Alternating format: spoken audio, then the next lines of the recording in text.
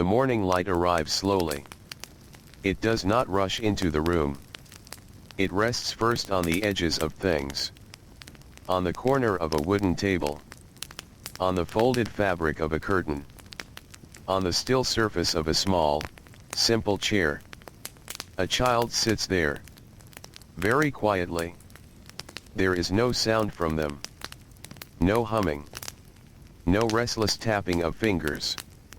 Only the soft rise and fall of breathing, steady and slow, like the gentle movement of air through an open space. In a Victorian home, this kind of stillness was not unusual. It was expected. Not demanded with harsh words, but shaped over time, like a habit that grows quietly, without notice. Children were not always told to be silent. Instead, they learned that silence was the natural state of things. They learned it from mornings like this. Across the room, a mother moves carefully. Her dress brushes lightly against the wooden floor, creating a faint whisper with each step. She carries a small piece of cloth, smoothing it with her hands as she walks. Her movements are unhurried. There is no need to fill the air with speech. The child watches her. Eyes follow each motion. The folding of fabric. The turning of the wrist. The quiet precision of hands that have done this many times before. Nothing is explained. And yet, something is being learned. The father sits near the window. He is reading. The book rests firmly in his hands, its pages slightly worn. When he turns a page, it makes a soft, dry sound, like leaves shifting in a gentle breeze. His face remains calm, focused, untouched by distraction. He does not look up often. He does not speak. And so the room remains still. This kind of silence is not empty. It carries a quiet weight. It suggests that words are not always necessary, that presence alone can be enough. For a child, this becomes the first lesson. Before language, there is observation. Before expression, there is restraint. Outside, the world is beginning to wake. A distant cart rolls along the street. Its wheels move unevenly over stone, creating a low, steady rhythm. Somewhere, a voice calls out, faint and far away, softened by distance and morning air. But inside, these sounds feel distant. They do not disturb the calm. The child hears them, but does not react. This is another lesson. To notice, without responding. To hear, without speaking. To exist within sound, without adding to it. Time passes slowly. It is difficult to measure. There are no loud markers, no clear changes. Only the shifting of light across the floor, moving inch by inch as the sun rises higher. The child adjusts slightly in the chair. A small movement. The wood beneath them gives a soft creak. For a brief moment, it feels loud. Too loud. The child pauses. Still again. No one speaks about it. No one turns to look. But the awareness remains. And from this awareness, a deeper stillness grows. Breakfast comes quietly. A plate is placed on the table. Bread, plain and simple. A small cup beside it. Steam rises gently, twisting into the air before fading away. The child is guided to the table with a soft gesture. No words. Just a motion of the hand. They sit. The chair makes a faint sound as it is pulled closer. The table is cool to the touch. The surface slightly worn, marked by years of use. Eating begins without announcement. Each bite is small. Measured. There is no rush. No conversation. The only sounds are soft and natural. The quiet tearing of bread. the gentle setting down of a cup. The faint movement of fabric as someone shifts in their seat. The child eats slowly. Watching. Learning. In this world, speech is not the center of life. It is something that comes later. Something that must be used carefully. Children are not encouraged to speak freely among adults. They are expected to listen. To wait. To understand their place within the room before they attempt to shape it with their voice. And so, silence becomes a kind of preparation. A space where the child grows. After breakfast, the house settles into its daily rhythm. Tasks begin. The mother moves from room to room, her footsteps soft and consistent. The father remains near the window, still reading, occasionally adjusting his posture, but never breaking the calm. The child is given a small task. Perhaps to carry something light. A folded cloth. A small object. Something manageable, something simple. They do it quietly. Carefully. There is no praise spoken aloud. But there is a quiet approval. A brief glance. A slight nod. This, too, is part of the learning. That not all acknowledgement needs to be expressed in words. That understanding can pass silently, from one person to another. As the morning continues, the light grows stronger. It fills the room more fully now, touching every surface. The shadows soften. The air warms slightly. Still, the silence remains. Not complete, not absolute, but steady.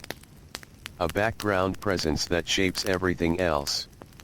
The child moves through this space like a quiet observer. Not yet a participant in conversation. Not yet someone who fills the room with sound. But someone who listens. Who notices. Who learns the rhythm of life before learning how to speak within it. And in this gentle, almost unnoticed way, the first foundation is laid. A foundation not built on words, but on silence. The morning continues without any sudden change. Light settles more fully across the room now. It rests on the wooden floor in long, pale stretches, touching the legs of chairs, the edge of the table, the still hands of those who move through the space. Nothing feels rushed. Time does not press forward. It simply unfolds. The child remains within this gentle rhythm. After the small tasks of early morning, there is a period of stillness again. Not empty, not idle, but filled with quiet presence. The kind of stillness that allows thoughts to settle, even in a young mind that does not yet have many words to describe them. A chair is placed near the window. The child is guided there, once again without speech. A soft motion of the hand, a brief meeting of eyes, and the meaning is understood. Sit here. Watch. Be still. Outside, the street has begun to move more fully. Footsteps pass more often now. Some slow, some quick. A cart rolls by, its wooden wheels turning with a steady, uneven sound. A distant voice rises, then fades, blending into the wider hum of the day. These sounds drift inward through the glass. They are not invited. They simply arrive. The child listens. There is curiosity, of course. A natural pull toward movement and noise. But that pull is quieted, shaped gently by the stillness inside the home. The child does not run to the window. Does not call out. Instead, they sit. And listen. This listening becomes a kind of work. A quiet effort. Not forced, but practiced. Over time, it grows easier. Across the room, the mother begins another task. She sits at a small table, a piece of fabric spread before her. Needle and thread move in slow, careful patterns. Each stitch is placed with precision. Each movement is steady and controlled. The thread pulls through the cloth with a soft, almost invisible sound. Again and again. The child watches this too. The repetition. The patience. The calm focus. There are no instructions given. No explanation of why the work is done this way. But the lesson is there, woven into the movement itself. Do things slowly. Do them carefully. Do not disturb the quiet without reason. In another part of the room, the father closes his book. The sound is soft but noticeable. A gentle closing, followed by the slight shift of his chair as he stands. He walks across the room with measured steps. Each footfall is even. Predictable. He pauses near the table, looking down at the work being done. There is no conversation. Only a shared moment of awareness. Then he moves on. The child notices all of this. Not as separate events, but as part of a continuous flow. A pattern. A way of being. This is how understanding forms. Not through spoken instruction, but through repeated experience. Through watching the same quiet behaviors, day after day. As the morning moves closer to midday, the house grows warmer. The air shifts slightly. The coolness of early hours fades, replaced by a soft, gentle warmth that settles into the walls and furniture. The child begins to feel it. A slight heaviness in the body. A calm stillness in the mind. This, too, is part of the rhythm. There is a time for movement. And a time for rest. Even in wakefulness. A small meal is prepared. Again, it is done without urgency. Simple food. Carefully arranged. Placed on the table with quiet hands. The child is called, not with words, but with presence. A look. A gesture. They come.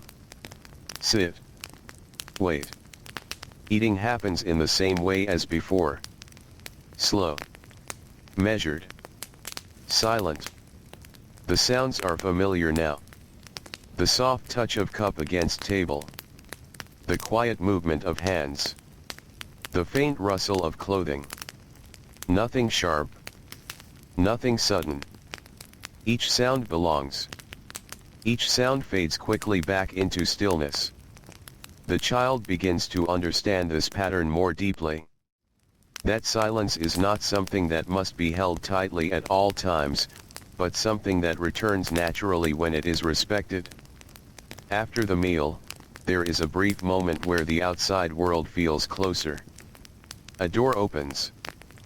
Air moves through the house, carrying with it the scent of the street. Damp stone. Faint smoke. The distant trace of something cooking elsewhere. The child feels this change. The shift in air. The widening of space. For a moment, the boundary between inside and outside softens. Then the door closes. And the quiet returns. This contrast becomes another lesson. That the world beyond is louder, less controlled, more uncertain. While inside, there is order. Calm. Predictability. And so, the child learns to belong to this inner quiet first. Before stepping into anything beyond it. The afternoon begins slowly. Shadows change their shape, stretching longer across the floor.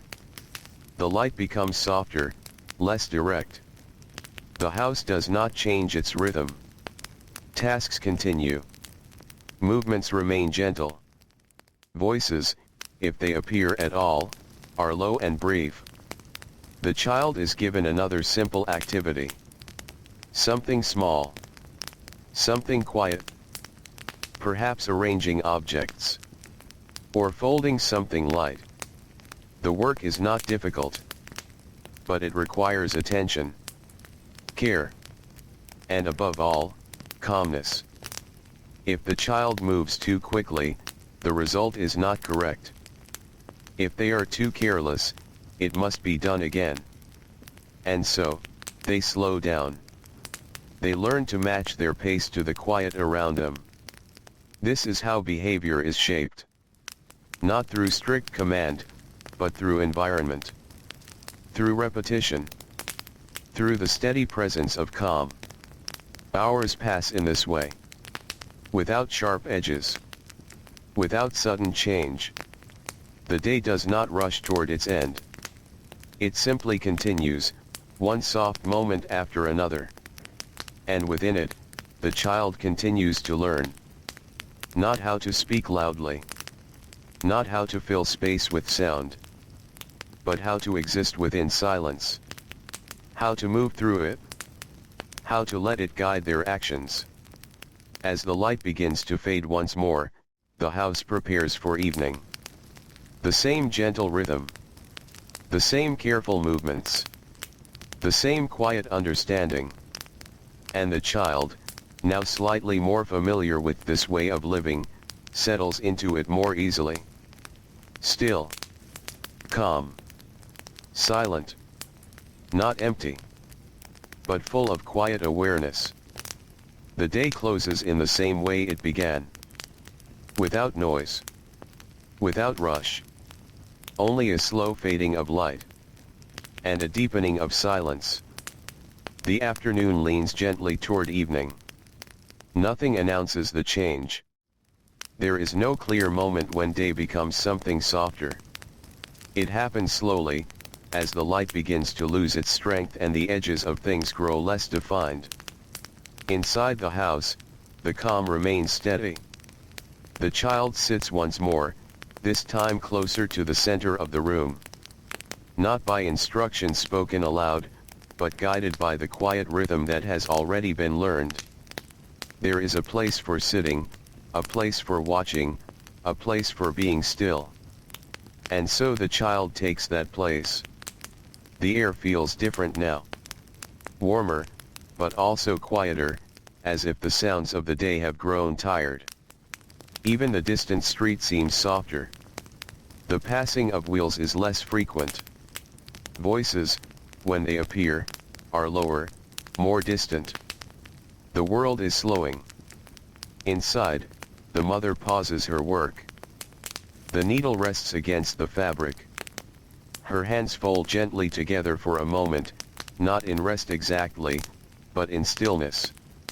A small pause between actions. A quiet breath in the middle of the day. The father has moved from the window. He stands near the fireplace now, adjusting something small and unseen. A piece of coal, perhaps. A careful movement to prepare for the evening ahead. The child watches all of this. Not actively, not with sharp focus, but with a soft awareness that gathers everything together. Each movement, each pause, each small sound becomes part of a larger feeling. A feeling of order. Of quiet control. Of a world where nothing happens too quickly. This feeling settles deeply.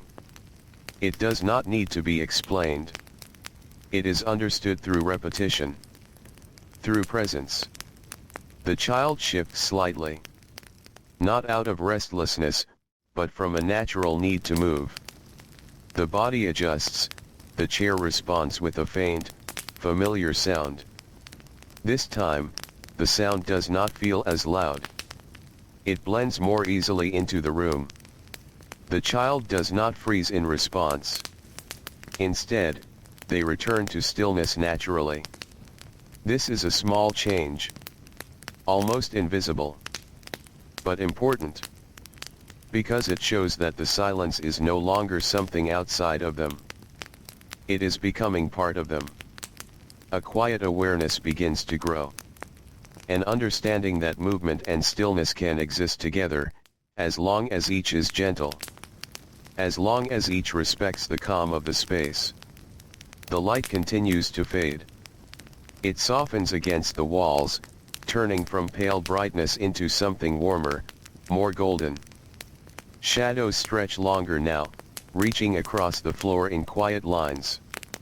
The room feels deeper, more enclosed, more peaceful. A small sound breaks the stillness. Not sharp, not sudden. Just the quiet placing of an object on a wooden surface. The mother has set something aside. The task is complete. There is no announcement. No spoken acknowledgement. Only the subtle shift that follows the end of work. The father sits again. This time, without a book. His hands rest loosely, his posture relaxed but still composed. He looks ahead, not focused on any one thing, but present in the space. This kind of sitting is different.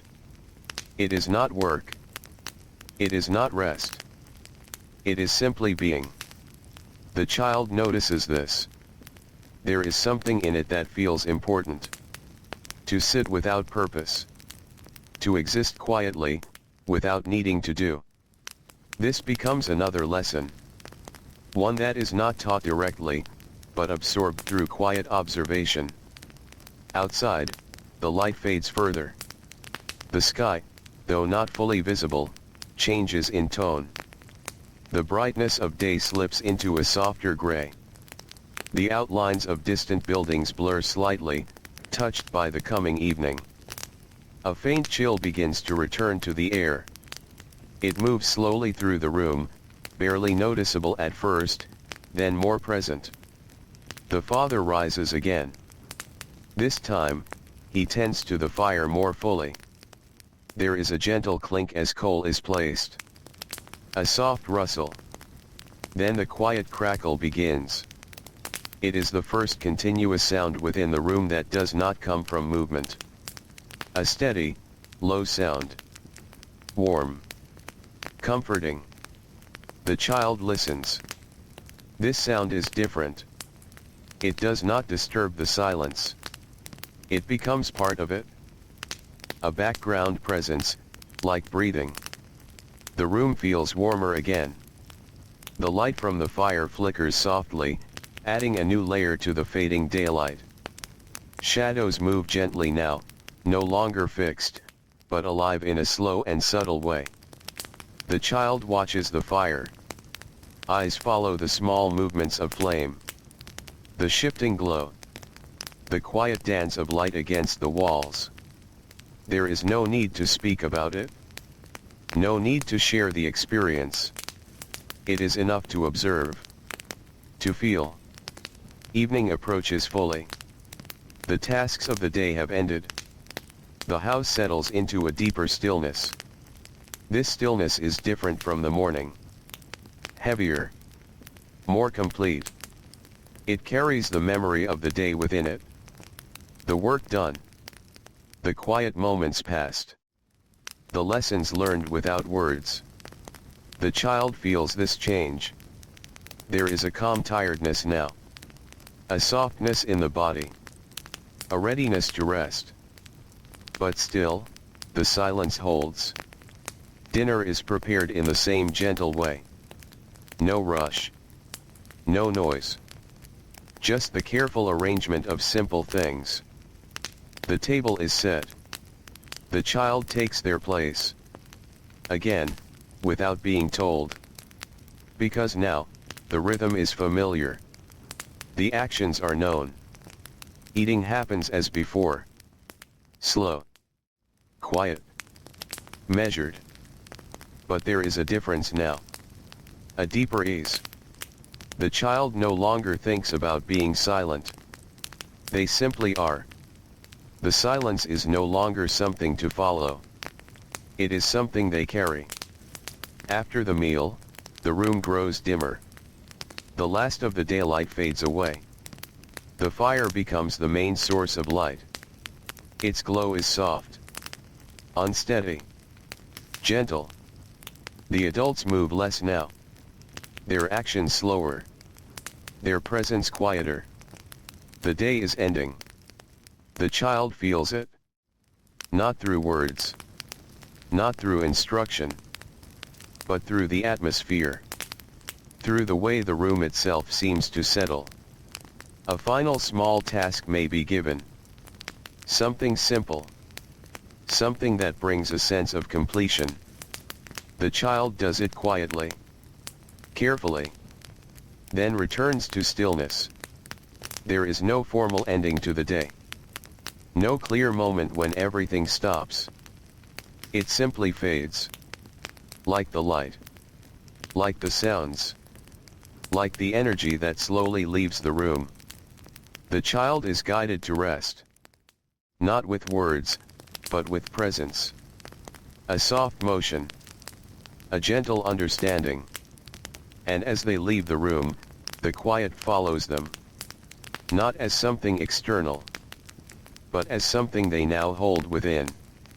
This is how the lesson deepens. Day by day. Moment by moment. Without force. Without instruction. Only through living within it. The silence becomes familiar. Comforting. A natural part of existence. And in that silence, the child continues to grow. Slowly. Calmly. Quietly.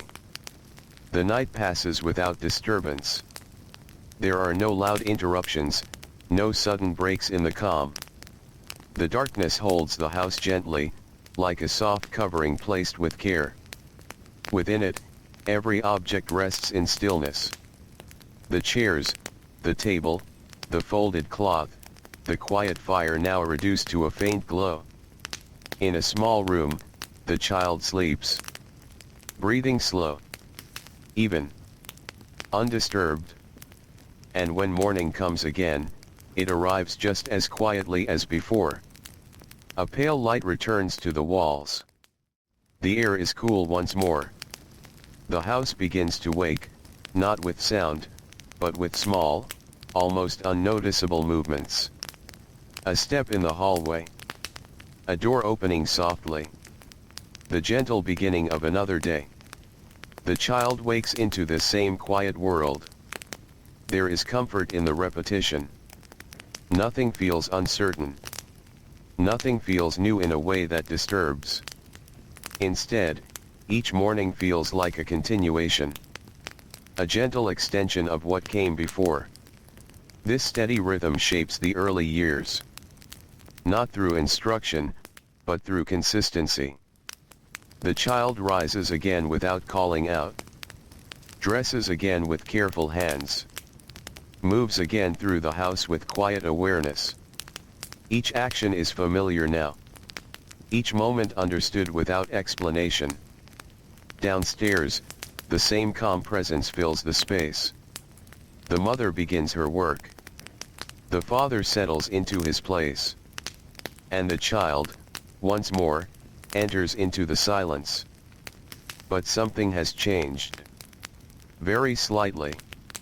Almost too small to notice.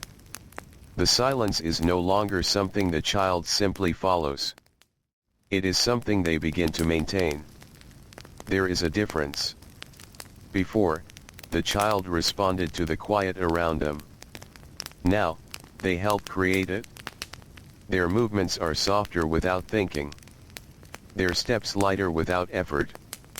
They place objects carefully, not because they are told to, but because it feels correct. This is how discipline forms. Not through strict correction, but through quiet repetition. Through living within a pattern until it becomes part of the self. The morning unfolds in the same gentle way. Breakfast arrives. Simple. Unspoken. The child eats with the same steady pace. There is no need to remind them. No need to guide each movement. The lessons of the previous days have settled into habit. After the meal, there is a new layer added to the day. A small moment of instruction. Not loud. Not formal. But present. The mother sits with a small object in her hand. Perhaps a piece of cloth. Perhaps something simple and practical. The child is brought closer. Not with words, but with a soft gesture. Sit here. Watch closely. The mother begins to show something. A small movement. A folding. A tying. Her hands move slowly, more deliberately than usual. This time, the action is meant to be seen. The child watches with careful attention. Eyes follow every detail. The way the fingers move. The order of each step. Nothing is explained aloud. But the meaning is clear. Learn by watching. After a moment, the object is passed to the child. Small hands take it. There is a pause. A quiet attempt. The movement is not perfect. Not yet. The fold is uneven. The shape slightly wrong. But there is no correction spoken. No sharp response. Only a gentle adjustment. The mother's hands guide the child's hands. Slowly. Carefully. Then release. Try again. This is how learning continues. Still within silence. Still within calm. The child repeats the action. More slowly this time. More carefully. The result is closer. Not exact. But improved. A quiet nod follows. A small acknowledgement. Enough to understand. This is right. This is how it should be done. No words are needed. And so, the lesson settles. Not only in the mind, but in the body. In the hands. In the way movement is shaped. This quiet form of teaching becomes part of daily life. Not constant. Not overwhelming. But steady. Each day brings small moments like this. Small chances to observe. To try. To adjust. All without noise. All within the same calm atmosphere. Outside, the world continues its louder rhythm. Voices pass along the street. Wheels turn. Doors open and close. But inside, the difference remains clear. The child begins to understand that there are two ways of being. One that belongs to the outside. And one that belongs here. The inside way is quieter. More controlled. More careful. And it is this way that shapes them most deeply. As the day moves forward, more small tasks are given. Nothing difficult. Nothing overwhelming.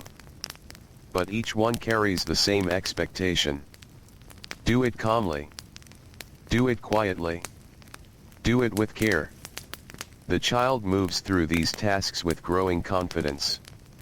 Less hesitation. Less uncertainty. The silence is no longer something to think about. It is simply present. A natural part of each action. Afternoon comes again. Light softens. Shadows lengthen. The house settles into its slower pace. The same pattern repeats. Work. Pause. Stillness. Observation. The child sits once more. Watching. Listening. But now, there is a deeper understanding behind the stillness. It is no longer just imitation. It is participation. They are part of this quiet world. Not just observing it, but living within it. Evening arrives in its usual gentle way. The fire is lit again. The room grows warm. Dinner is shared in silence. And as the day begins to fade, the child carries with them everything that has been learned. Not in words. Not in clear thoughts. But in a quiet, steady feeling. A sense of how to move. How to sit. How to exist without disturbing the calm. This is the discipline of early years. Not strict. Not harsh. but constant, softly shaping behavior over time. Like water shaping stone. Slow, patient, unseen. And as night comes once more, the child returns to rest, carrying that silence within them, holding it gently, as something familiar, something safe, something that will greet them again with the morning light. Morning returns again, as it always does. Softly, without urgency. The light finds its way into the room in the same quiet manner, touching the walls, the floor, the small details that wait without movement. The air is cool, carrying that faint stillness that belongs only to the earliest hours. The child wakes into it. There is no surprise in this waking. No confusion. The pattern has become familiar now, like a quiet path that is walked each day without thought. Eyes open slowly. The room is known. The silence is known. And so the day begins again. There is comfort in this repetition. Not a dullness, but a steady reassurance. Each moment feels placed where it should be. Each action follows naturally from the one before. The child rises, dresses, moves through the house with that same gentle care that has been growing, day by day. Downstairs, the quiet world waits. The adults are already within it. Their presence is calm, unchanged, steady like the walls themselves. Nothing is announced. Nothing needs to be. The child enters and takes their place within the stillness. Breakfast comes as it always has. Simple food. Carefully arranged. No unnecessary sound. The child eats slowly, without needing to be reminded. This is no longer something new. It is something understood. After the meal, the morning continues, but today there is a slight shift. Not a large change. Just a small difference in how the time is used. The mother sits again at her table, but instead of beginning her work immediately, she pauses. The child is brought closer. Again, without words. Only a quiet motion. Sit here. Watch. Her hands begin to move, but more slowly than before. More deliberately. Each action is clear. Each step is given space. The child watches carefully. This is not just observation now. This is learning with intention. A simple task is shown. Perhaps the folding of a cloth. Not rushed. Not hidden within other movement. But presented clearly. The child sees how the edges meet. How the corners align. How the hands guide the fabric into shape. Then, the cloth is placed into the child's hands. There is a brief pause. A quiet moment of trying. The child begins to fold. It is not perfect. The edges do not meet exactly. The shape is uneven. But the effort is calm. Careful. There is no frustration. Because there is no pressure. The mother reaches forward. Gently. Adjusts the fold. Straightens the line. Then lets go. The child tries again. This time, more slowly. More aware. The result improves. Not perfect. But closer. A quiet nod follows. Nothing more. No praise spoken aloud.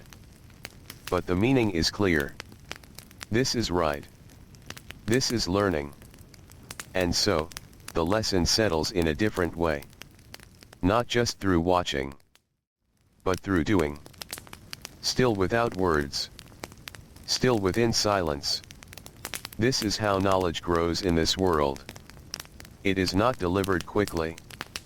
It is not explained in detail. It is allowed to form slowly, through repeated experience. through calm correction, through quiet approval. The child continues with this task for some time. Folding, refolding, adjusting. Each movement becoming more precise, more controlled. There is a rhythm to it. A quiet pattern that matches the larger rhythm of the house. Nothing is rushed. Nothing is forced. Outside, the sounds of the day rise again. A cart moves along the street. Voices pass by. A door closes somewhere nearby.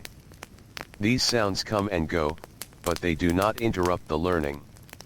They remain distant, unimportant. The child's focus stays within the room, within the small task at hand. This is another lesson. To keep attention steady. To remain present. Even when the world outside moves more loudly. After some time, the task comes to a natural end. Not because of a clock. Not because of a command. But because the rhythm has reached its quiet conclusion.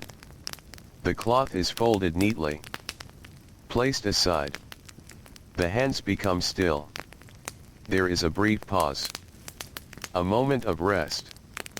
Then the day continues. The father moves through the room. His presence remains calm. Measured. He acknowledges the child with a small glance. Nothing more. But again, it is enough.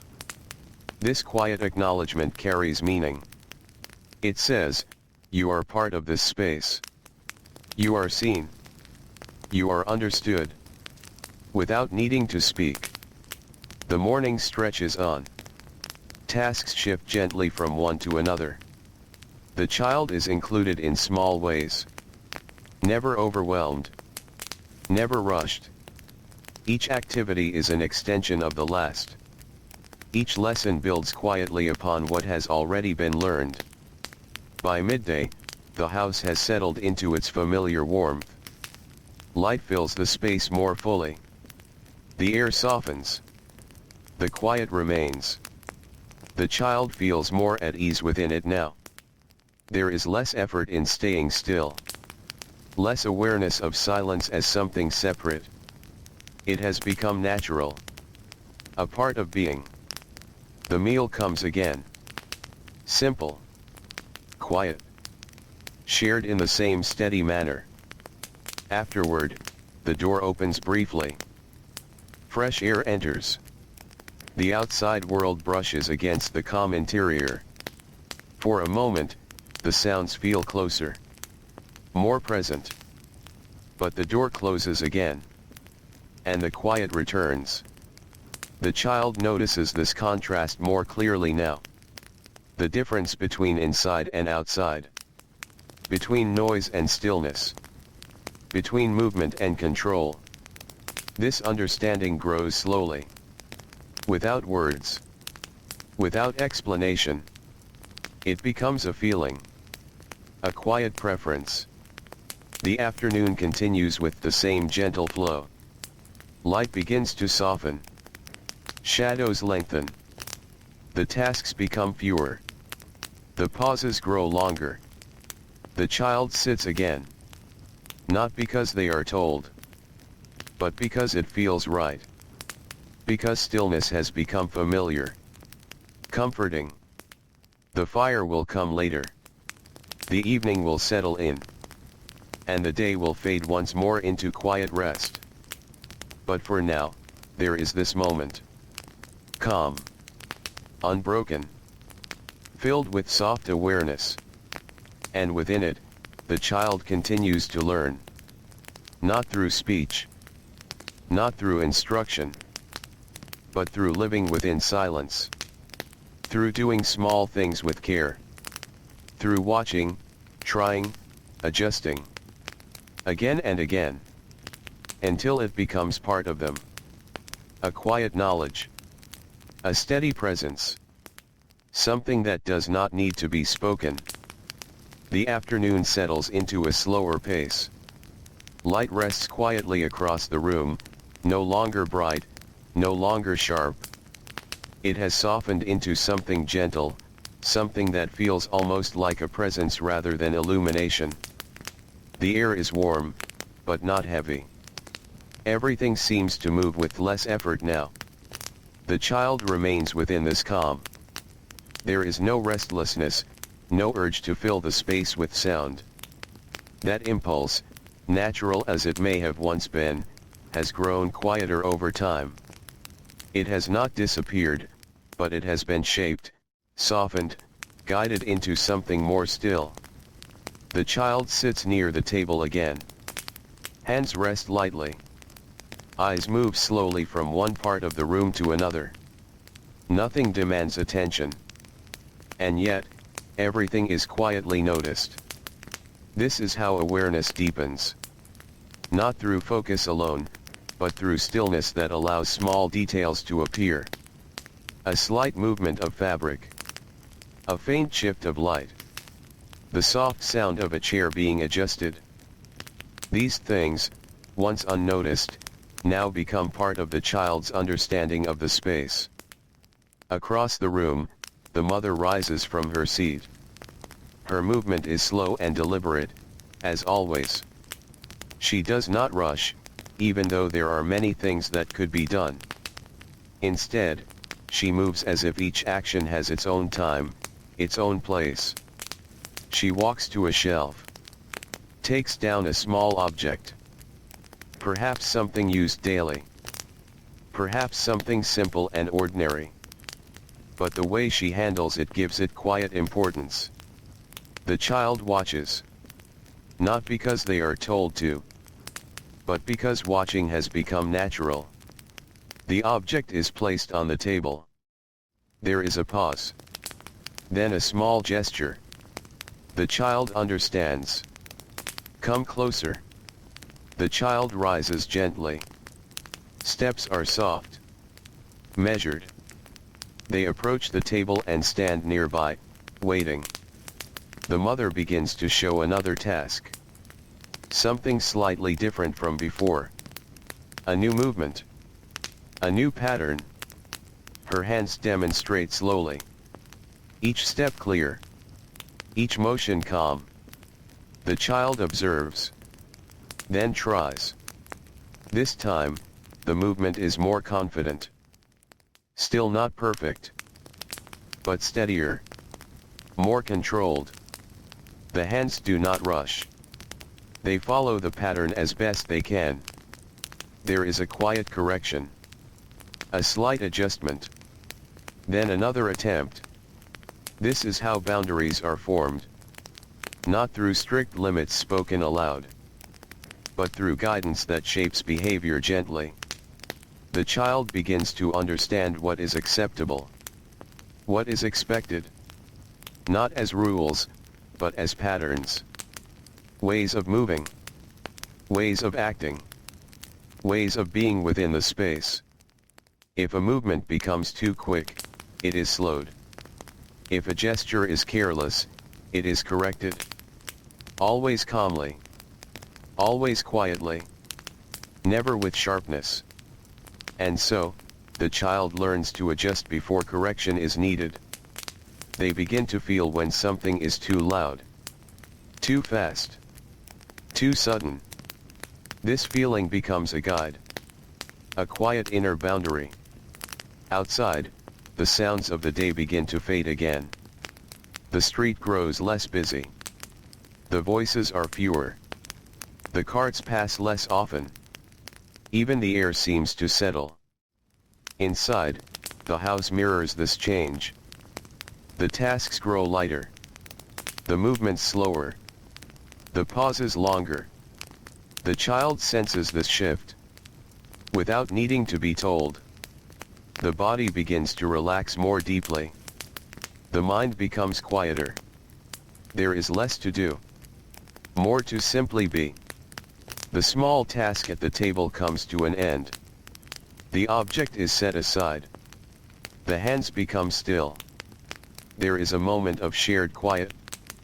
Then the child returns to their place. Sitting once more. Not out of instruction, but out of understanding. This is where stillness belongs. The light continues to change. It moves slowly across the floor, then begins to withdraw.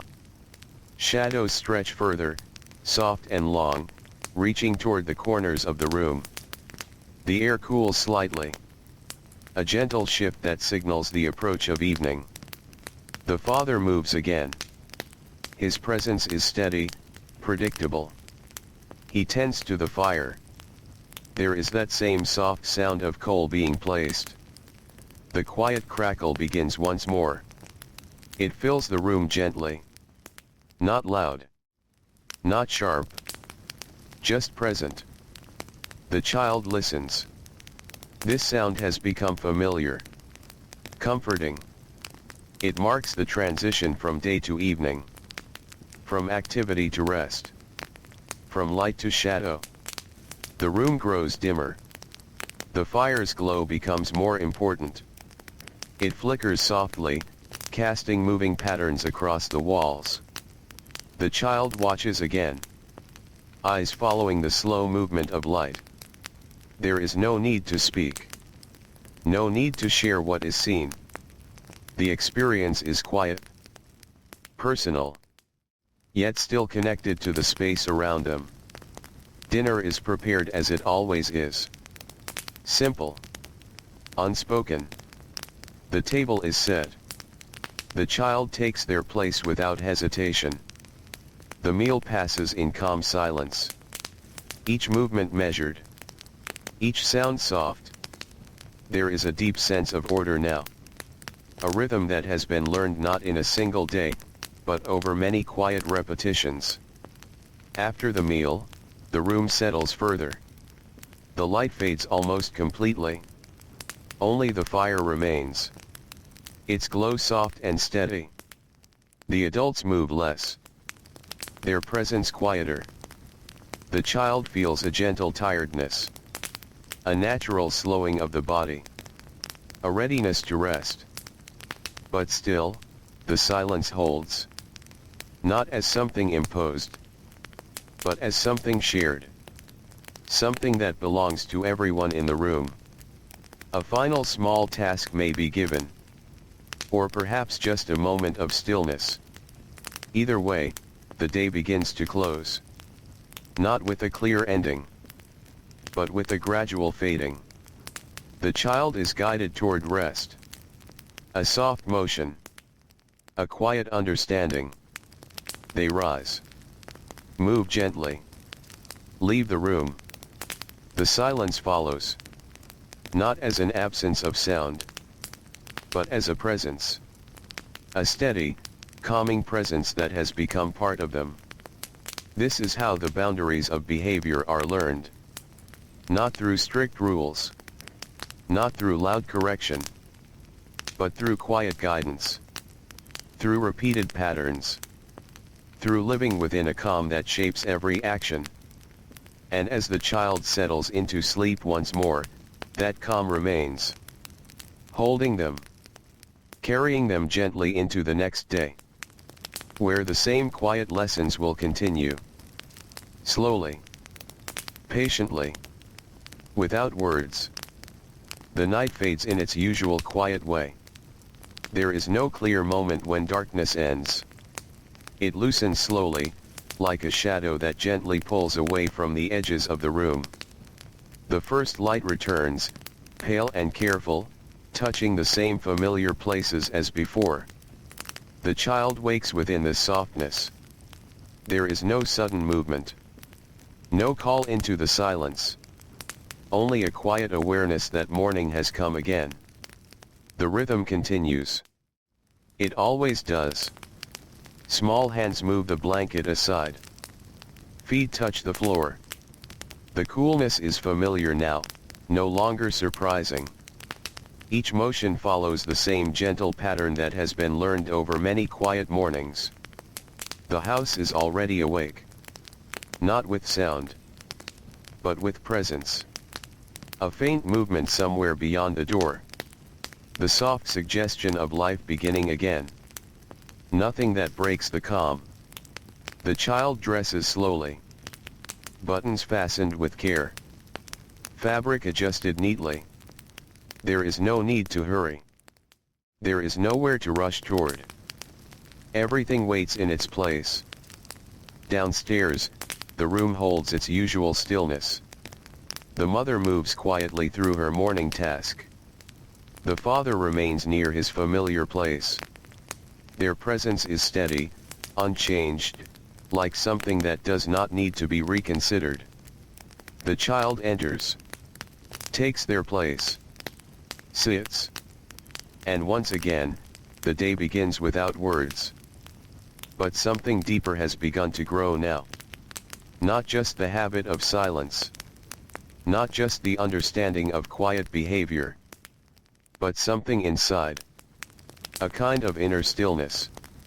The child no longer relies only on the calm of the room. There is a calm within them. A quiet space that does not depend entirely on the world around it. This is the beginning of inner quiet. It forms slowly. So slowly that it is almost invisible. But it is there. In the way the child breathes. In the way they sit without effort. In the way they no longer feel the need to move when nothing calls for movement. Breakfast passes in the same gentle rhythm. Nothing new. Nothing different. And yet, everything feels slightly deeper. More settled. After the meal, the day unfolds with its familiar pattern. Small tasks. Moments of observation. Periods of stillness. But now, the child approaches these moments differently. There is less hesitation. Less uncertainty. When a task is given, the hands move with quiet confidence. Not perfectly, but with understanding. When a mistake happens, it is corrected calmly. Without frustration. Without noise. This is another change. A subtle one. But important. Because it shows that the silence is not just external. It has shaped the way the child responds. The way they think. The way they feel. The morning continues. Light grows stronger. Then steadies. The house remains calm. Outside, the world carries on with its distant activity. But inside, the quiet holds. At one point, a small sound breaks the stillness. A cup is placed slightly too firmly on the table. The sound is sharper than usual. It lingers for a moment. The child notices immediately. There is no reaction from the adults. No correction spoken. But the awareness is enough. The child adjusts. The next movement is softer. More careful. This is how learning continues. Not through instruction. But through feeling. Through noticing the difference between calm and disruption. And choosing calm. Again and again. As the day moves toward midday, the child is given time alone within the room. Not entirely alone, but without direct guidance. The adults continue their quiet tasks. The child sits. Or moves gently within the space. There is a freedom here. But it is a quiet freedom. Not filled with noise or sudden action. Instead, it is shaped by everything that has been learned. The child does not run. Does not shout. Does not disturb the stillness. Because it no longer feels natural to do so. This is the quiet discipline that has taken root. A behavior that no longer requires constant attention. It simply exists. The midday meal comes and goes in the same calm manner. The door opens briefly. Air moves through the room. The outside world brushes lightly against the quiet inside. Then it passes. And the calm returns. The afternoon stretches out slowly. Light softens. Shadows lengthen. The same gentle pattern repeats. But now, the child participates more fully. Tasks are done with less guidance. Movements are more precise. Still gentle. Still controlled. The silence remains. But it is no longer something separate. It is part of every action. Every moment. Even in small pauses, the child does not feel the need to fill the space. They sit. They wait. They simply exist within the quiet. This is the growth that cannot be easily seen. It does not appear suddenly. It builds slowly. Day after day. Until it becomes something steady. Something lasting. Evening approaches once more. The fire is lit. The room grows warm. The light fades into soft shadow. Dinner is shared in silence. The same calm rhythm. The same gentle presence. Afterward, the room settles. The day begins to close. The child feels the familiar tiredness. But also something else. A deeper calm. A sense of belonging within this quiet world. Not just as an observer, but as part of it. This is what has been learned. Not just how to be silent, but how to carry silence within. How to move through the day without disturbing its calm. How to let stillness guide each action. And as the child is guided once more toward rest, this inner quiet remains. Steady. Soft. Unspoken. A presence that does not fade with the light, but continues. Through the night. And into the next gentle morning. Morning returns again, soft and unhurried. The light does not enter all at once. It gathers slowly along the edges of the room, touching familiar places with a pale glow. The air feels cool, carrying a stillness that has not yet been disturbed.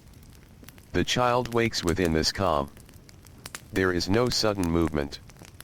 No sound. Only a quiet awareness that the day has begun again. By now, the rhythm is deeply familiar. It does not need to be remembered. It simply unfolds. The child rises gently, dresses with the same careful motions, and steps into the hallway where the faint presence of the household can already be felt. Nothing has changed in a visible way. And yet, something continues to deepen. The house itself plays a quiet role in this learning. Its walls, its spaces, its simple arrangement of objects, all of it shapes behavior without effort. The rooms are not large. They do not invite loud movement or running steps. The floors carry sound easily, reminding anyone who walks upon them to do so with care. The furniture is placed with intention. Each object has its place. Nothing is scattered. Nothing feels out of order. The child moves through this space with growing awareness. Not bumping into things. Not disturbing what is said. But moving carefully, as if the quiet arrangement itself asks to be respected. Downstairs, the morning continues as it always has. The mother is present at her table. The father near the window. Their movements remain steady, unchanged, calm. The child enters and joins the stillness. Breakfast is shared in silence. The same soft sounds. The same measured actions. But now, the child notices more. The slight scrape of a chair placed too quickly. The way a cup rests more quietly when set down with care. The difference between a rushed motion and a gentle one. These details were always there. But now they are understood. This is how surroundings teach. Not by speaking, but by offering constant, quiet feedback. After the meal, the day opens into its usual pattern. Tasks begin again. Small. Simple. Given without words. The child responds naturally. Moving to where they are needed. taking part in the rhythm without hesitation. The mother begins a new piece of work. Something slightly more detailed. Her hands move with the same calm precision. But the task itself requires more attention. The child watches closely. There is something different here. A deeper focus. A longer stretch of quiet effort. The child remains still for longer than before. Not because they are told, but because the moment calls for it. Because the surroundings guide that stillness. The room itself seems to hold the quiet more firmly. Even the light feels softer, more settled. Time passes without clear measure. The child does not grow restless.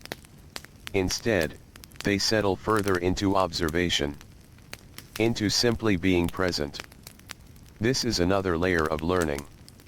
To remain still even when nothing changes. To find calm not only in activity, but in quiet continuation. At one point, the child shifts position. The movement is gentle, barely noticeable. And yet, it is done with awareness. There is no sudden motion, no disruption. Even change is quiet. This is how the surroundings shape behavior. They create a space where loudness feels out of place, where calm feels natural, where stillness is not forced, but supported. Outside, the world continues in its usual way. The sounds drift in faintly. A cart passes. A voice rises, then fades. But these sounds remain distant. They do not take hold inside the room. The house holds its calm. Midday arrives softly. The light grows fuller, then steadies. The air warms. The meal is prepared. Again, in silence. The child helps in small ways. Carrying something light. Placing an object carefully. Each action done with growing confidence. With quiet precision. The meal passes in the same steady rhythm. No words. No interruption. Just shared presence. Afterward, the door opens briefly. Fresh air moves through. The outside world touches the inside once more. The child feels the difference clearly now. The shift in sound. The movement in the air. Then the door closes. And the quiet returns. This contrast continues to teach. To show what belongs within this space. And what remains outside. The afternoon stretches on. The light softens. Shadows begin to lengthen. The house grows quieter still. Tasks become fewer. Movements slower. The child sits again. Not from instruction, but from habit. From comfort. From understanding. The room feels like a place of calm. A place where nothing needs to be rushed. Nothing needs to be said. Even small sounds seem to settle quickly. The faintest movement. The lightest touch. Everything returns to stillness. The child breathes slowly. Evenly. The body relaxed. The mind quiet. This is the influence of surroundings. Not something spoken. Not something taught directly. But something lived. Something felt in every moment. Evening approaches gently. The fire is prepared. Its soft crackle begins again. The glow fills the dimming room. The child watches the light move across the walls. The same familiar pattern. The same quiet beauty. Dinner follows. Calm. Silent. Measured. Afterward, the room settles deeply. The day fades. The child feels the gentle pull of rest. A calm tiredness. A soft closing of energy. They are guided quietly toward sleep. As always. And as they leave the room, The quiet follows. Not as something outside, but as something carried within. Because now, the surroundings have done their work. They have shaped not just behavior, but feeling. Not just action, but awareness. And within that awareness, the child continues to grow. Slowly. Quietly. Without words. Morning comes again in the same gentle way. Light gathers slowly along the edges of the room. The air holds a soft coolness, untouched by movement. Nothing rushes forward. Nothing demands attention. The child wakes within this calm. There is no hesitation now. No pause of uncertainty. Only a quiet awareness that the day has begun, and that it will unfold as it always has, slowly, gently, without noise. Small movements begin. The blanket is folded back. Feet touch the floor. The body rises with ease. Each action follows a familiar path, one that no longer needs thought. Downstairs, the house holds its steady silence. The adults are already present within it. Their movements are soft, measured. Nothing breaks the calm. The child enters and joins them, not as an observer alone, but as part of the quiet pattern that shapes the day. Breakfast comes and passes as before. Simple food. Quiet hands.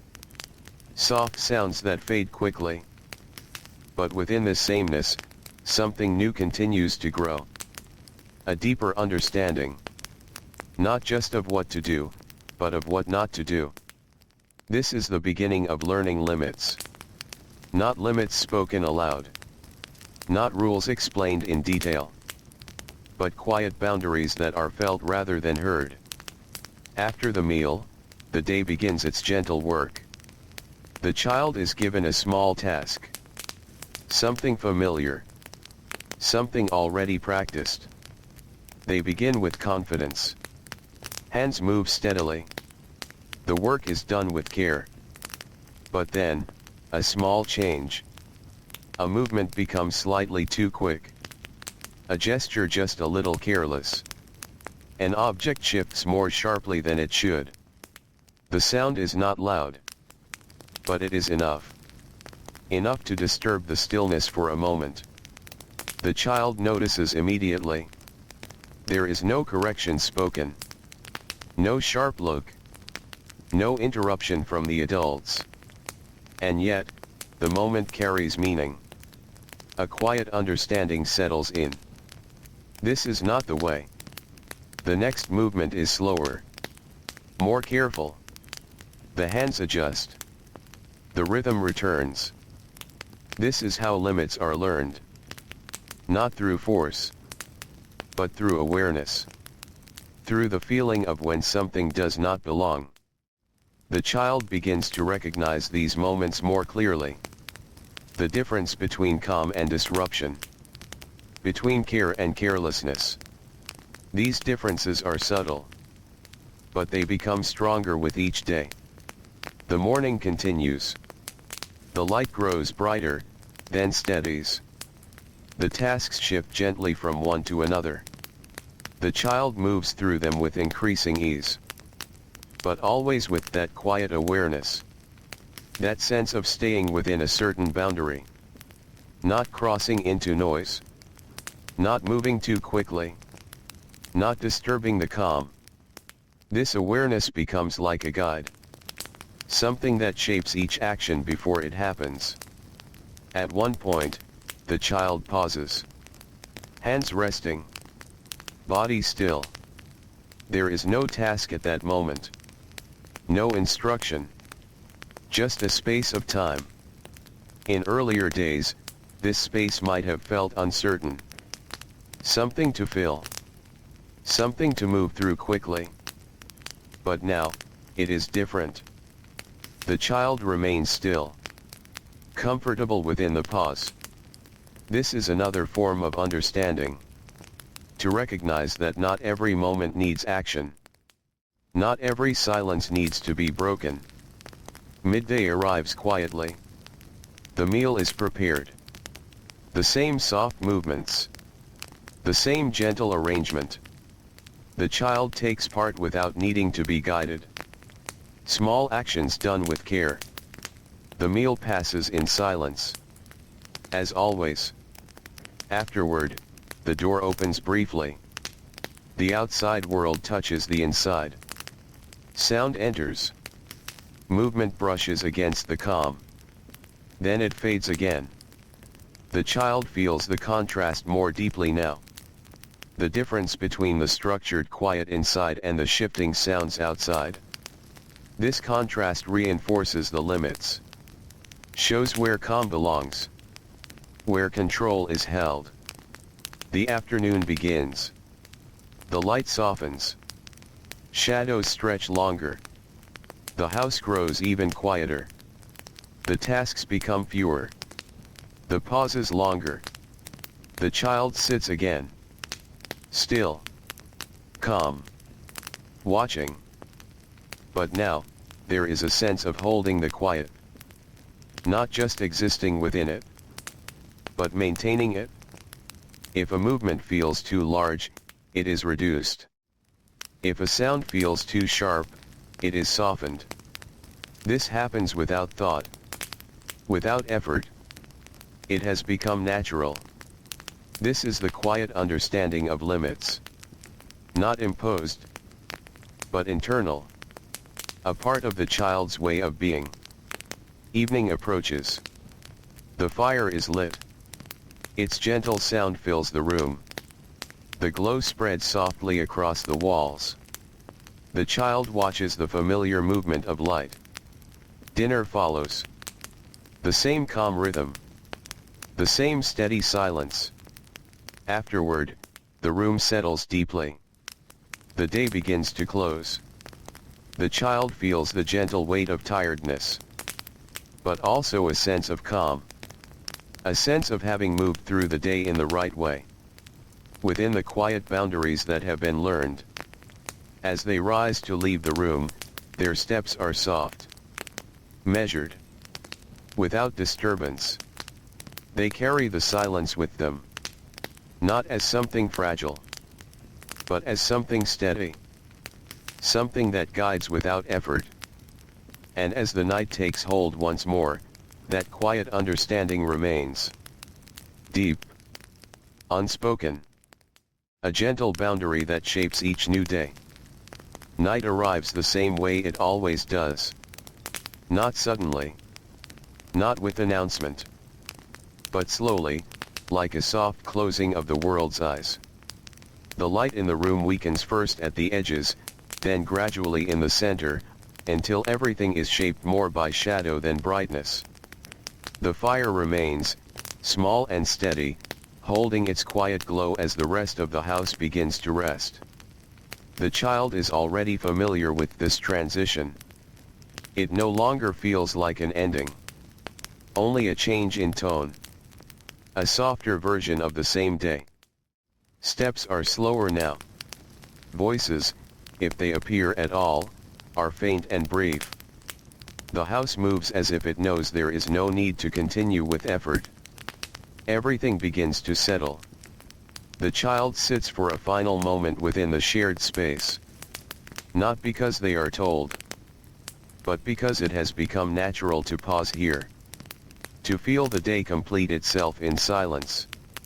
The mother folds away her work. The father remains still for a while longer, then adjusts his posture slightly, as if preparing the room for its quietest hours. No words pass between them. None are needed. The child watches this familiar ending unfold. And something within that watching becomes deeper than before. It is no longer just observation. It is recognition. The day has shape. It has rhythm. It has a quiet structure that repeats gently, without pressure. And the child now carries that structure inside themselves. When the child rises to leave the room, the movement is soft. There is no hesitation. No sudden shift. Just a calm transition, as if the body already knows the way. The hallway is dim. The air is cooler here. Each step is careful, not out of fear, but out of understanding. The sound is not avoided, or at least it tries to be. It is simply not created unnecessarily. Far away. The home feels like a place where silence is always close. Never absent. The child moves through it easily now, as if they belong to it in a deeper way than before. In the small bedroom, the bed is already prepared. The fabric is smooth. The space is still. The child lies down, and the day begins to fade completely. There is no struggle to sleep. No lingering restlessness. Only a slow settling. Thoughts do not rush. They drift, like dust in soft light. The events of the day return briefly. The small movements. The quiet instructions. The moments of correction that were not spoken aloud. The pauses. The stillness. All of it appears not as separate memories, but as one continuous flow. A single quiet pattern. And then even that begins to soften. To lose shape. To become less defined. This is how memory begins to form in a world like this. Not as sharp moments, but as atmosphere. As feeling. As a gentle echo of repeated calm. The child breathes slowly. Evenly. The body no longer feels separate from the silence around it. It blends into it.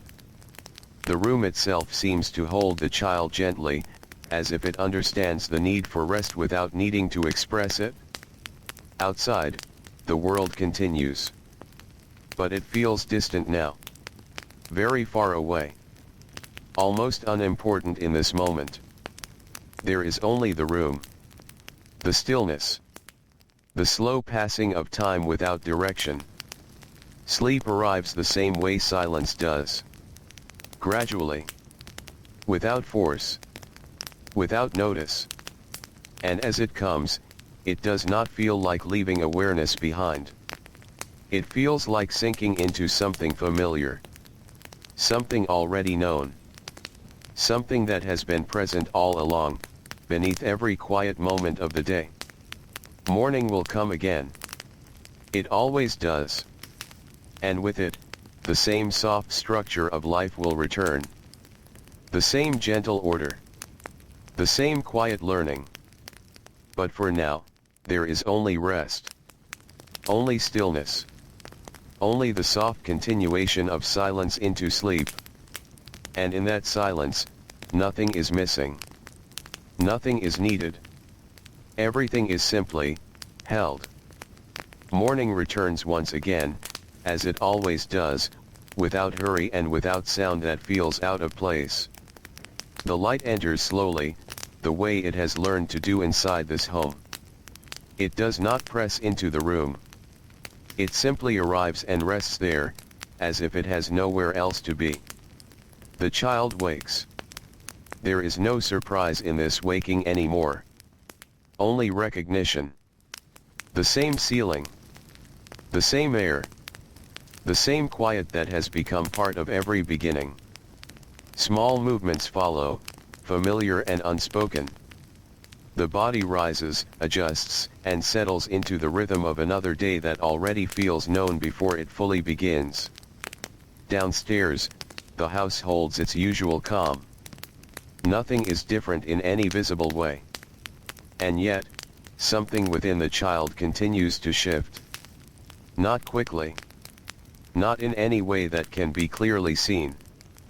But slowly, like something becoming more settled over time.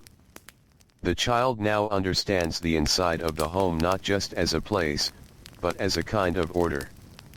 A quiet structure that teaches without speaking. But there is another space beyond it. A space the child has seen only in passing. Through windows. Through open doors. Through brief moments when the world outside comes close enough to be noticed.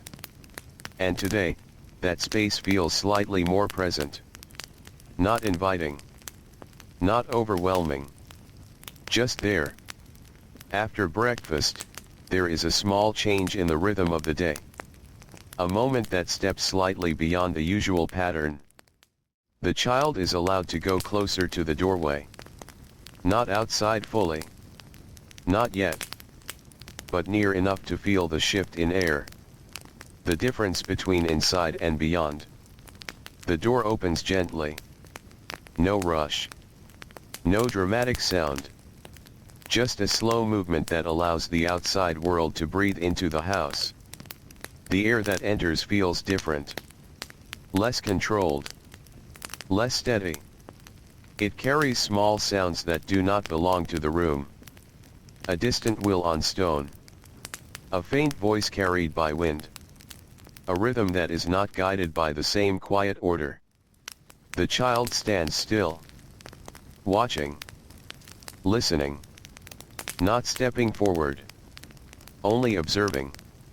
The world beyond is not chaotic in a loud sense. But it is less contained. Less predictable. Things move without the same careful restraint. Sounds rise and fade without pattern. And this difference is felt deeply, even without words. Inside, silence is something that holds shape. Outside, sound feels like something that moves freely. The child does not choose between them. Not yet. But the awareness of both begins to settle inside the mind. The door remains open for a short time. Then closes again. And with it, the outside softens once more into distance. The house returns to its familiar calm. But something has changed. The child now carries a clearer sense of separation. Between what is held. And what is unheld. Between quiet that is maintained. And sound that simply happens. The morning continues. Tasks resume. Movements return to their steady rhythm. But the child is slightly more aware now. Not distracted. Not restless. Just aware. The difference lingers gently, like a new layer beneath the familiar surface of the day. Later, during a small task, the child pauses for a moment longer than usual. Not out of hesitation. But out of thought that does not form into words. A sense of comparison. Between the controlled calm of the home. And the looser movement of the world outside. This comparison is not analyzed. It is felt. Softly. Quietly. And then it passes. The task continues. As it always does. Midday arrives with its usual softness. The meal is simple. Shared in silence. But now, even silence feels slightly more defined. As if the child understands its shape more clearly. After the meal, there is another brief opening of the door. Another moment where the outside brushes gently against the inside. And again, the child observes without stepping through. Just watching the movement beyond. A person passing. A sound fading. A fragment of life that does not follow the same stillness as within the house. Then the door closes. And the separation returns. Afternoon stretches forward slowly. Light grows softer. The house becomes quieter still. The child sits, as before, but now with a deeper sense of awareness. Not just of silence. But of its presence as something chosen, maintained, and repeated. Not something that simply exists on its own. This understanding does not create tension. It does not disturb calm. Instead, it deepens it. Because now silence is not only surroundings. It is participation. Evening arrives again. The fire is lit. The familiar glow returns. Dinner passes in quiet rhythm. Afterward, the house settles into its final stillness. The day begins to close. The child prepares for rest. But this time, there is something different in the transition. A quiet awareness that the world beyond the door continues even now. That sound does not stop when silence begins. It simply moves elsewhere. And within that understanding, the child lies down. Not unsettled. Not curious in a restless way. But gently aware of both spaces now. The held quiet inside. And the freer movement outside. Both existing. Both real. But only one shaping this moment. Sleep comes slowly. Softly. Like everything else in this world. And as it arrives, the awareness fades into calm again. Not erased. Just softened. Held quietly beneath rest. Waiting, as all things do, for the next gentle morning. Morning arrives again in its soft, familiar way. The light does not enter as something new, but as something returning. It moves gently across the room, touching the same places it has touched before, as if the house itself remembers how to receive it. The child wakes within this familiar stillness. There is no rush. No sudden movement. Only the quiet awareness that another day has begun, and that it will follow the same calm pattern as the days before it. The body rises slowly. Clothes are adjusted with care. Each motion feels practiced now, not because it was memorized, but because it has been repeated so many times that it no longer needs thought. Downstairs, the house is already in its quiet rhythm. The mother moves through her tasks with steady hands. The father remains near his place, present but still. Nothing is spoken unnecessarily. Silence is not empty here. It is structured. It holds meaning in its own way, shaping how each person moves through the space. The child enters and takes their place. Breakfast is served as always. Simple. Unadorned. Shared without conversation. But now, there is something more refined in the child's behavior. A subtle adjustment in how they sit. How they hold their hands.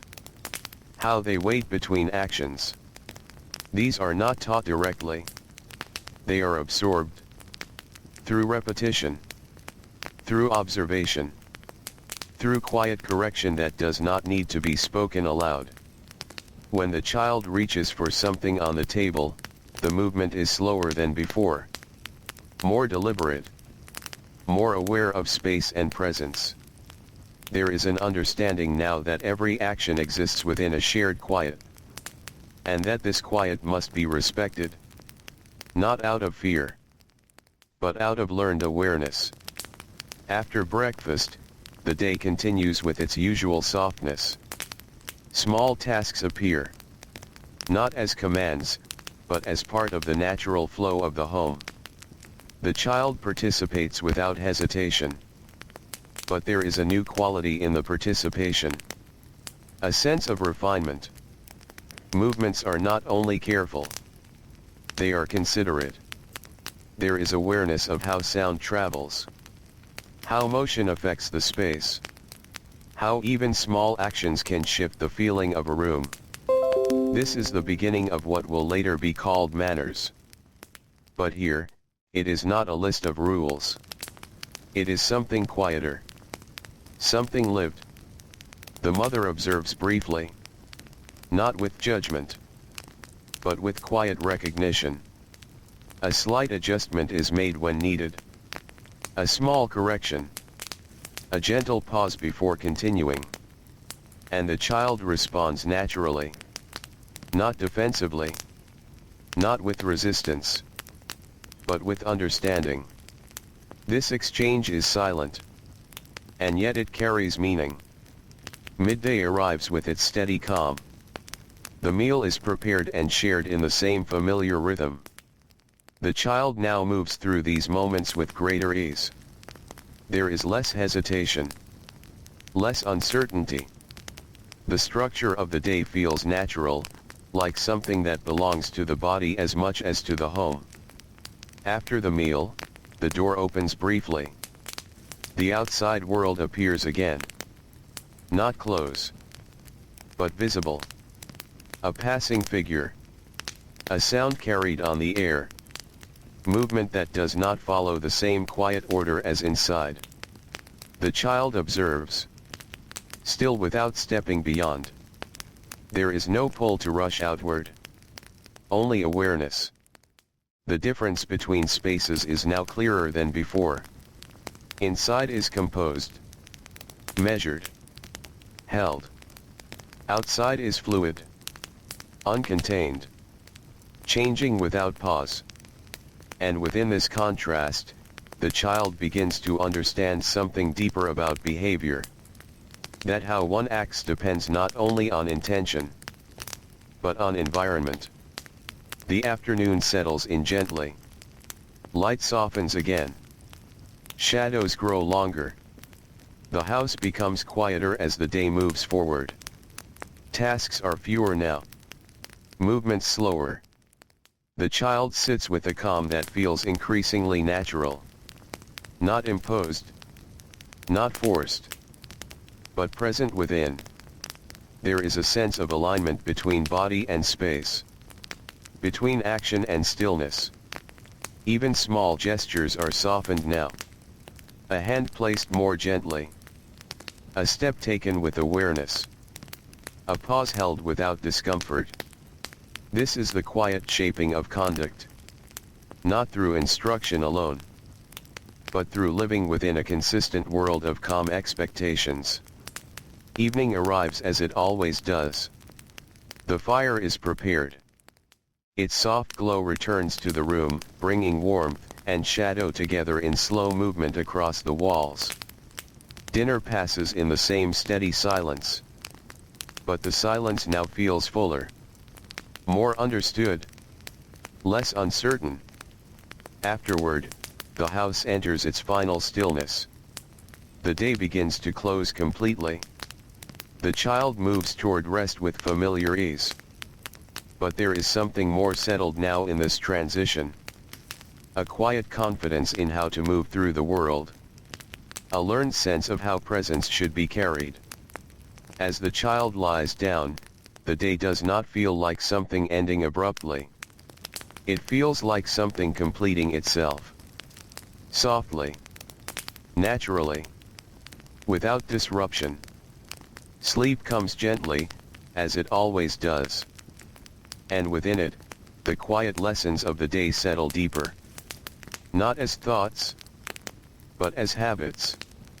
As feeling. As a way of being that continues to grow silently beneath awareness. And the house, still and calm, holds everything in place. Waiting for the next morning to arrive in its slow, familiar way. Night fades the way it always does. Not with change that can be clearly seen, but with a slow loosening of darkness. The edges of the room begin to soften. Then the shapes inside it become clearer again. Light returns gently, as if it is careful not to disturb what has been resting. The child wakes. There is no difference in how the morning begins. And yet, within the child, something continues to grow in quiet layers. Not visible. Not spoken. But present. The body rises. The clothes are worn. The steps into the hallway are familiar now, almost automatic. The house receives the child in the same calm way it always has.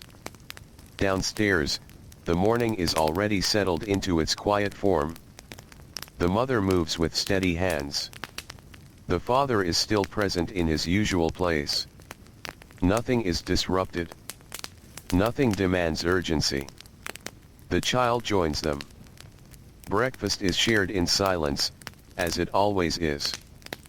But today, something subtle can be noticed in the child's stillness. It is not just obedience. It is not just learned behavior. It is something deeper forming underneath. A kind of internal control that begins to extend beyond movement into feeling. After breakfast, the day continues as usual. Small tasks appear. Familiar patterns unfold. But now, there are moments where something stirs inside the child. A small feeling. A reaction that rises briefly. A desire to move quickly. To speak. To react more openly. These moments do not last long. They are not expressed. Instead, they are observed. Quietly. Internally. And then softened. This is the beginning of emotional training. Not formal.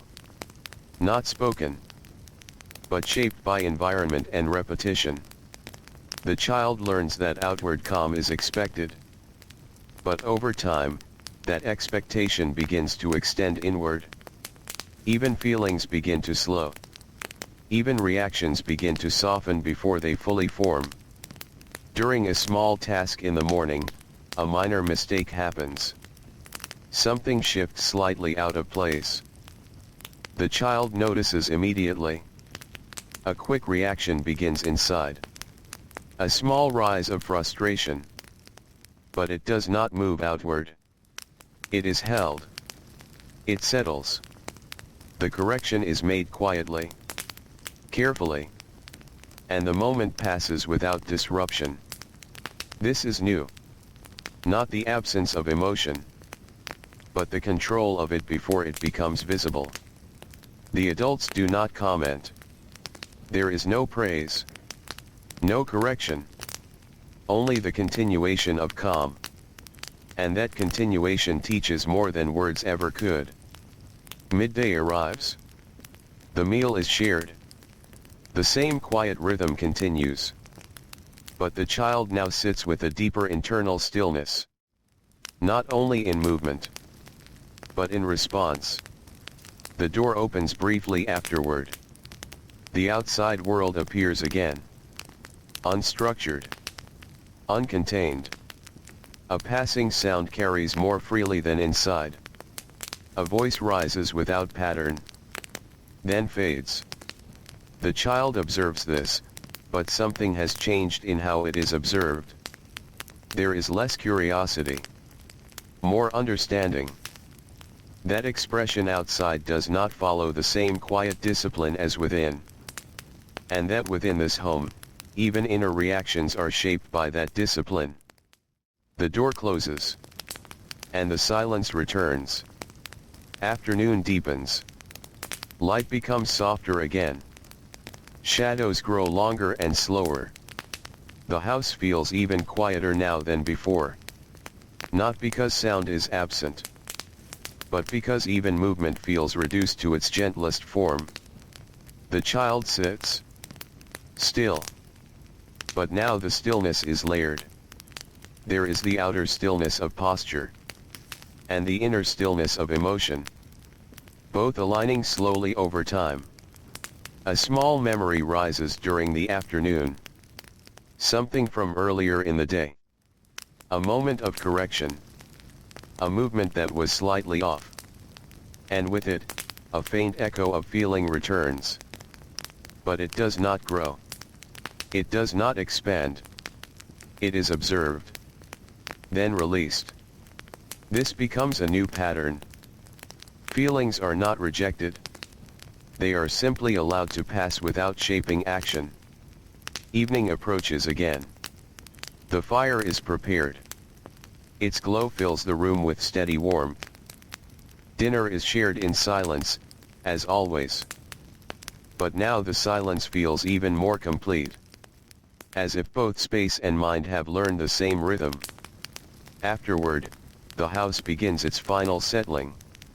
The day folds gently into its end. The child moves toward rest without resistance. There is no internal struggle. No emotional pull toward disturbance. Only a quiet sense of completion. As the child lies down, thoughts do not linger sharply. They soften. They drift. Even emotions that appeared during the day feel distant now. Not forgotten, but quieted. Held in a place that does not disturb rest. Sleep arrives gently. And in that sleep, something deeper continues to form. A learned calm that extends beyond behavior. Into the inner world itself. Where even feeling begins to move slowly. Carefully. Quietly. And the house remains still. As it always has. Holding the rhythm of another day that has ended without noise. Morning comes again, as it always does, without announcement. Light enters the room in the same slow way it has learned over many days. It does not change its behavior. It does not rush. It simply returns, touching familiar surfaces, settling into familiar spaces. The child wakes within it. And now, something feels different in a way that is not easily named. There is still the same room. The same house. The same quiet rhythm waiting downstairs. But the child is not quite the same as before. Not in any visible way. Only in the way things are felt. There is less uncertainty in movement now. Less hesitation in the small decisions of the body. Everything feels slightly more settled, as if the shape of the day is already known before it begins. The child rises. Dresses. Moves through the hallway with soft, steady steps. The silence of the house meets them in the same way it always has. But now, it feels less like something surrounding them. And more like something they are part of. Downstairs, the morning unfolds as usual. The mother is already working in quiet rhythm. The father is present, still, composed. No words are needed. None are offered. The child joins them. Breakfast passes gently. Simple food. Measured movement. Soft sounds that fade quickly into the background of stillness. But within the child, there is now a deeper awareness of continuity. That nothing in this space is isolated. Everything connects to what came before. Every small action is part of a larger pattern. After breakfast, the day moves forward in its familiar way. Tasks appear. The child responds. But now there is something more stable in that response. A kind of internal structure that does not shift easily. Even when something slightly unexpected occurs, the reaction is quieter than it would have been before. Not because feeling is absent, but because feeling is no longer allowed to lead immediately. It pauses. It waits. It settles before becoming action. This is how the self begins to form in such a world. Not loudly. Not suddenly. But through repetition of restraint. Through quiet adjustment. Through learning what is held within and what is released outward. A small task is given during the morning. Something familiar, but with a slight variation. The child begins it as usual. Careful movements. Measured attention. But halfway through, a small uncertainty arises. A detail does not align as expected. For a brief moment, there is a rise of inner tension. A sense of correction wanting to happen quickly. But instead of reacting immediately, the child pauses. Still. Quiet. And in that pause, something important happens. The feeling does not disappear. But it becomes smaller. Less sharp. More distant. Then the adjustment is made calmly. Without urgency. Without disturbance. And the task continues. This moment passes without acknowledgement from anyone else. But within the child, it remains. Not as a strong memory, but as a quiet understanding. That inner reaction does not need to become outer movement. Midday arrives in its usual gentle rhythm. The meal is shared in silence. The same steady pattern continues. But now, silence is not just something around the child. It is something within the child as well. After the meal, the door opens briefly again. The outside world appears. Unstructured. Uncontained. Sounds that do not follow the same careful order drift inward. Then fade. The child observes, but does not lean toward it anymore. There is awareness. But less pull. Less curiosity that demands response. The difference between inside and outside has become more internalized now. Not just understood, but felt. The door closes. And the quiet returns. Afternoon settles in slowly. Light softens. Shadows stretch. The house becomes even more still than before. Tasks are fewer now. Movements more spaced. The child sits for longer periods without discomfort. Stillness is no longer something to manage. It is something that exists naturally. During this time, there is a deeper sense of awareness forming. Not of the environment alone, but of the self within it. The child notices how thoughts arrive and leave without instruction. How feelings appear and fade if not held onto. How calm becomes stronger when not interrupted. This awareness does not feel new.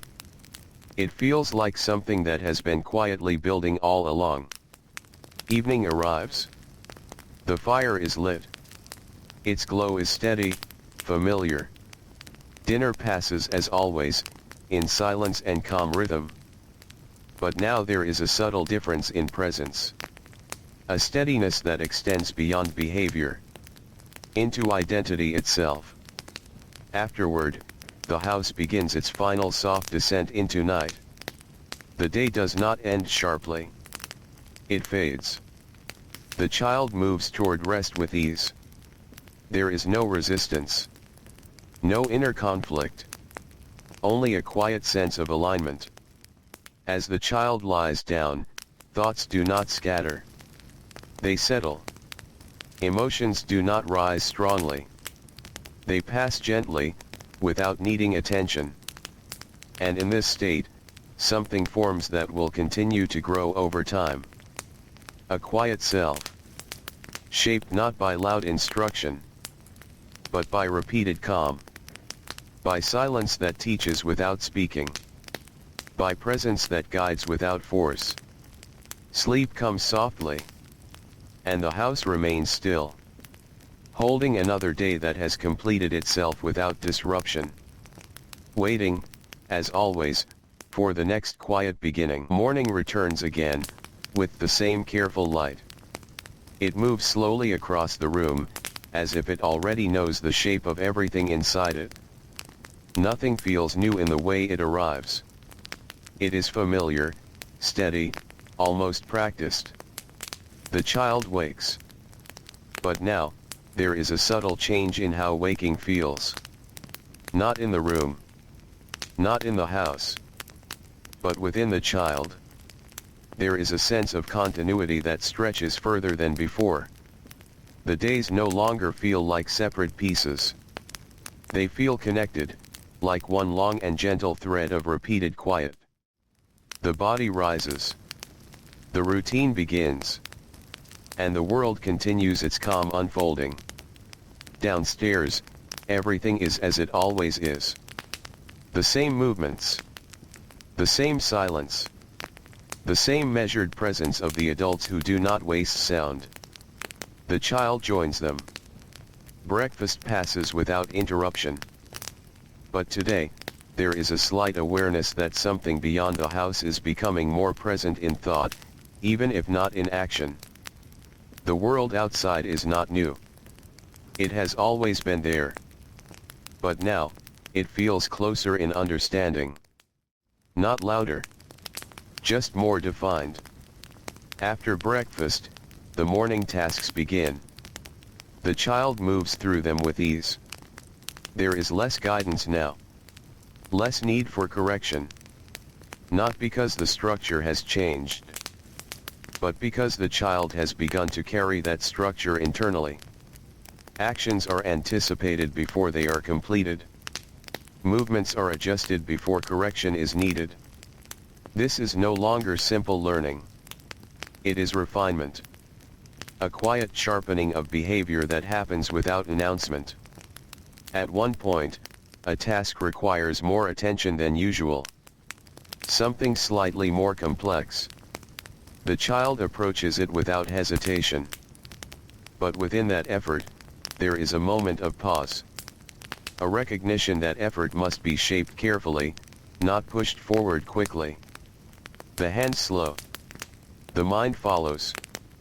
And the task is completed in a way that reflects not just ability, but restraint. This restraint is no longer external.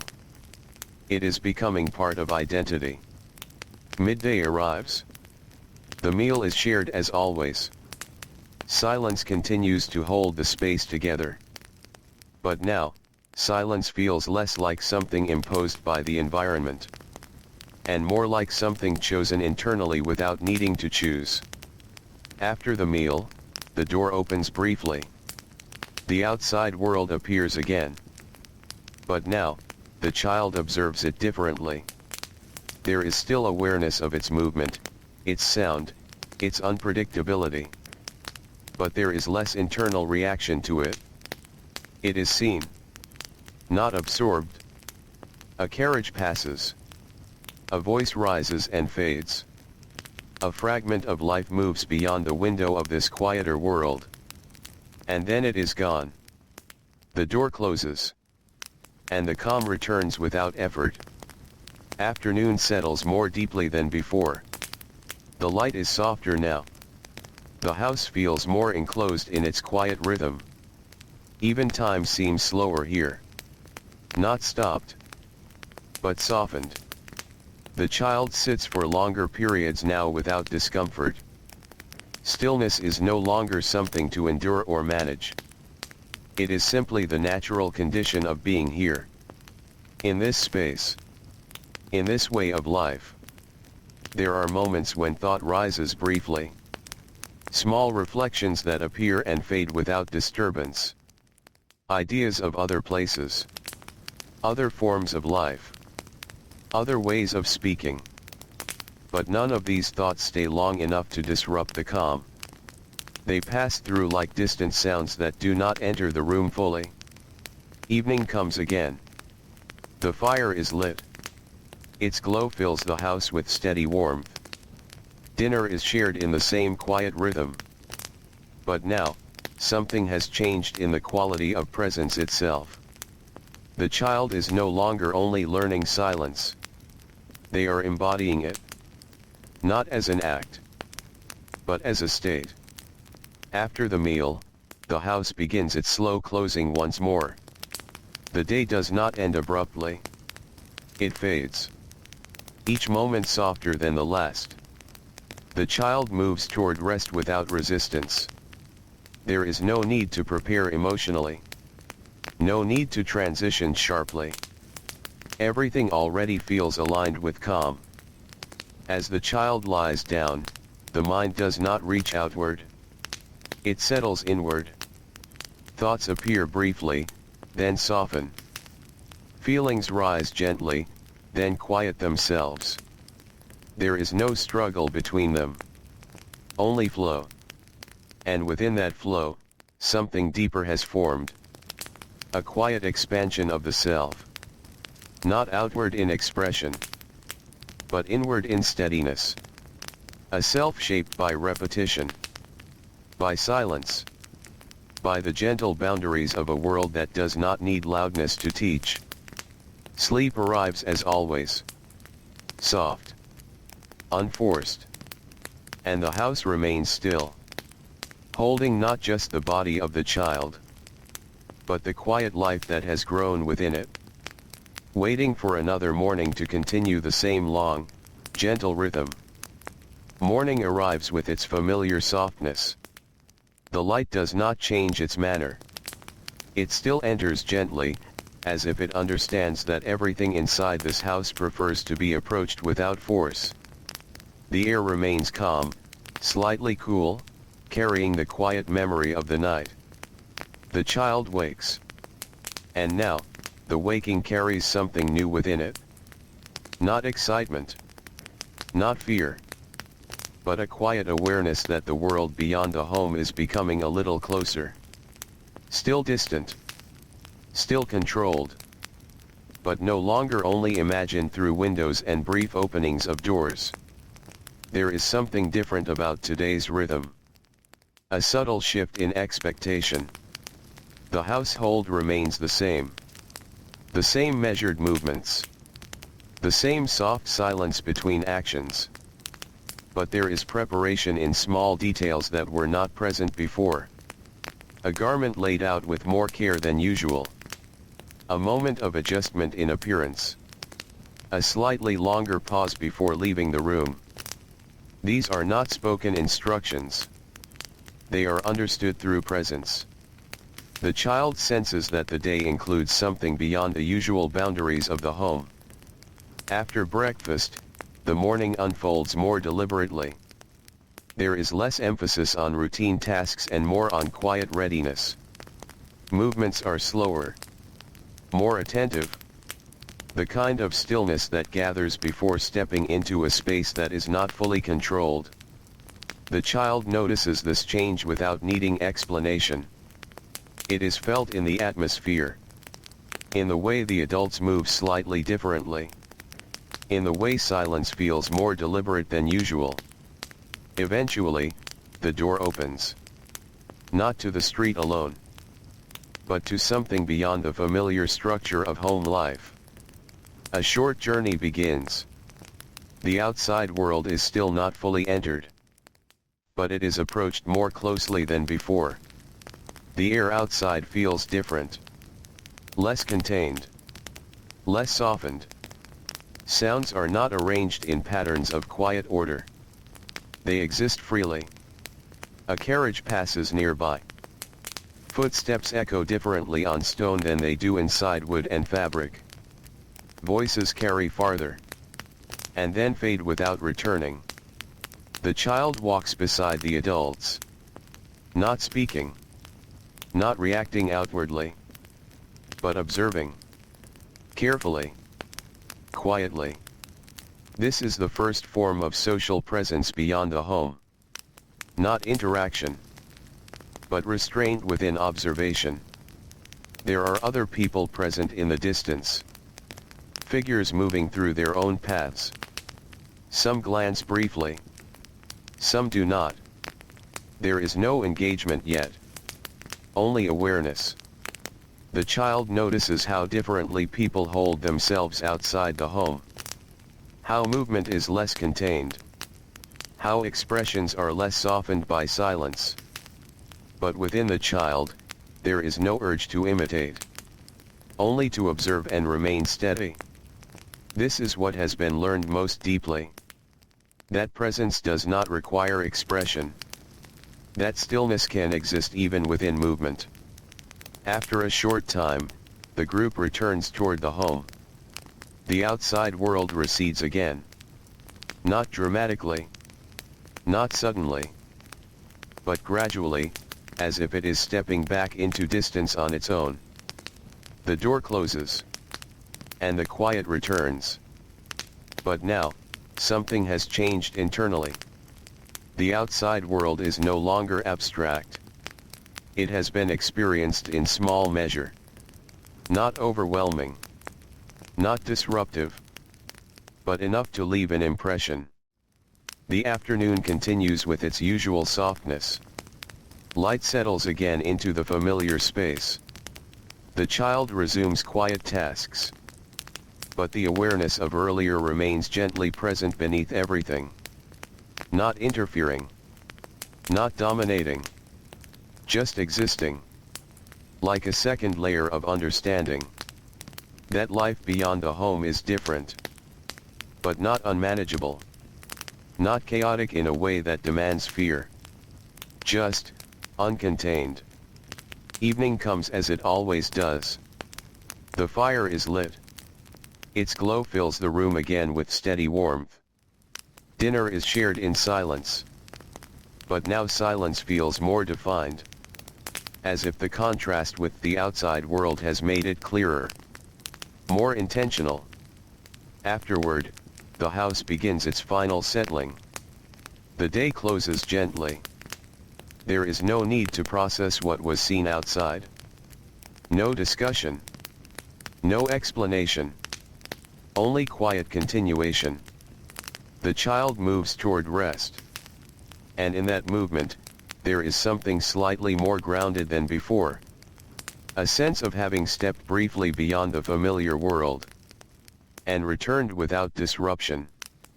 As the child lies down, thoughts do not rush. They remain slow. Soft. Ordered. The memory of the outside world appears briefly. Then fades. Not erased. Just placed quietly among other experiences. And sleep arrives, as it always does. Not as escape, but as continuation of calm. The house remains still, holding both the inner quiet of the child, and the faint echo of the world beyond its walls. Waiting for another morning, where both will exist again. Side by side.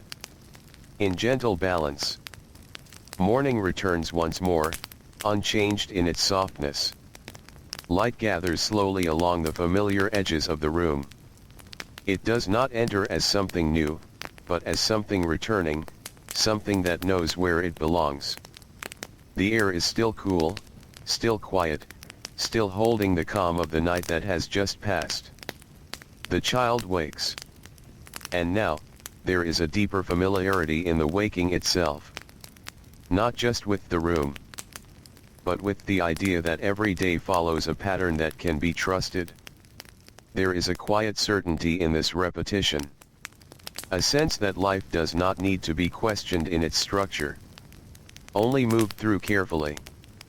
Downstairs, the household remains steady. The same calm presence.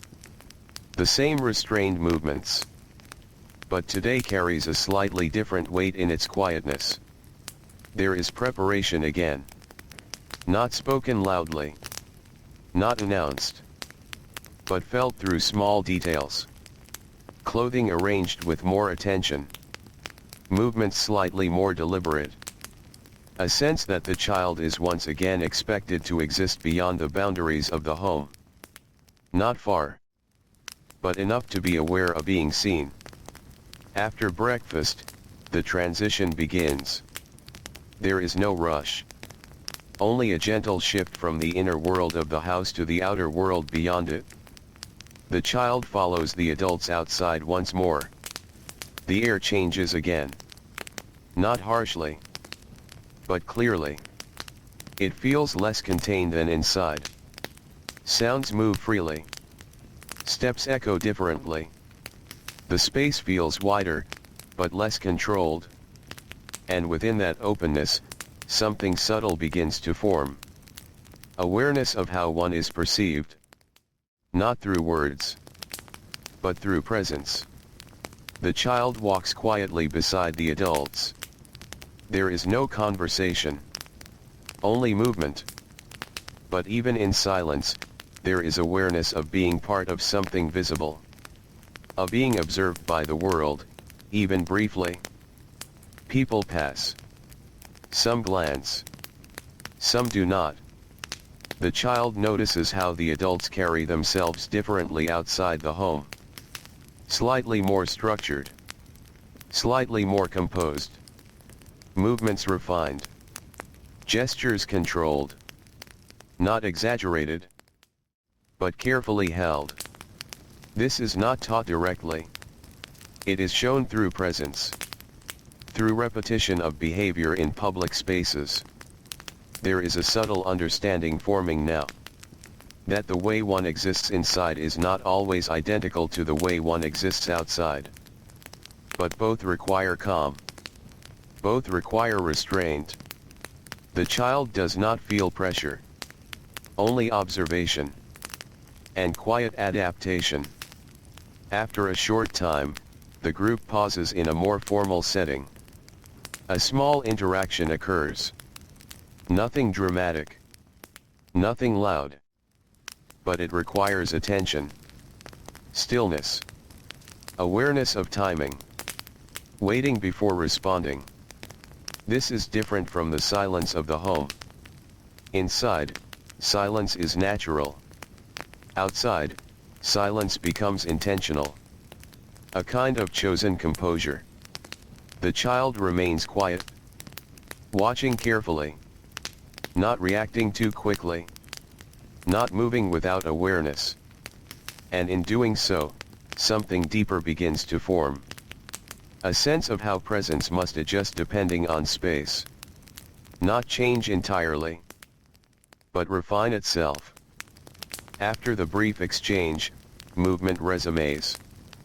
The outside world continues its quiet motion. And then, slowly, the group returns. The transition back into the home feels familiar. Almost gentle in its contrast. The door closes. And the controlled silence of the house returns. But now, it feels slightly more conscious than before. The child is aware of both spaces more clearly. The contained quiet of the home, and the structured composure of the outside. Neither feels distant anymore.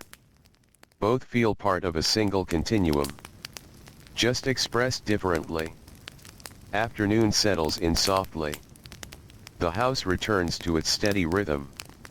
Tasks are light. Movements are slow. But there is a new layer beneath everything now. A subtle refinement in behavior. The child adjusts more naturally to expectations of presence. Even without instruction. A hand placed more carefully. A pause slightly longer before movement. A quiet awareness of space and others within it. These are not corrections. They are developments. Forming gradually through experience. The day continues without interruption. Light softens. Shadows lengthen. Evening arrives in its usual calm progression. The fire is lit. Its glow fills the room with warmth again. Dinner is shared in silence. But now, silence carries a slightly deeper texture. It is no longer just the absence of speech. It is a practiced form of presence. Afterward, the house begins its final descent into night. Everything slows further. Everything softens. The child moves toward rest with ease. There is no confusion between inner and outer worlds now. Only understanding that both require calm. Both require restraint. As the child lies down, thoughts move gently. Brief memories of the outside appear. Then settle. Not sharply, but quietly. Like objects placed carefully into order. And sleep arrives once more. Soft. Steady. Familiar. The house remains still. Holding the balance between private quiet and public composure. And the child continues to grow within both. Without noise. Without urgency. Only through the slow shaping of time. Morning arrives again in its familiar way, slow and unassuming. Light spreads softly through the room, touching the same worn surfaces, the same quiet corners, as if nothing in this world ever needs to be introduced for the first time. Everything returns rather than begins. The child wakes. And now, waking feels less like an event and more like a continuation of something already in motion. There is no sharp separation between days anymore. Only a steady unfolding. The child rises, dresses, and moves through the house with a calm that no longer requires attention. It has become part of the body itself. Downstairs, the atmosphere remains composed. The adults move with the same steady restraint as always, but there is a subtle shift in expectation today. Something more is being asked, though nothing is said directly. It is understood through preparation, through the quiet arrangement of time, through the way the morning feels slightly more structured than usual. After breakfast, the child is given a task that carries a different kind of weight.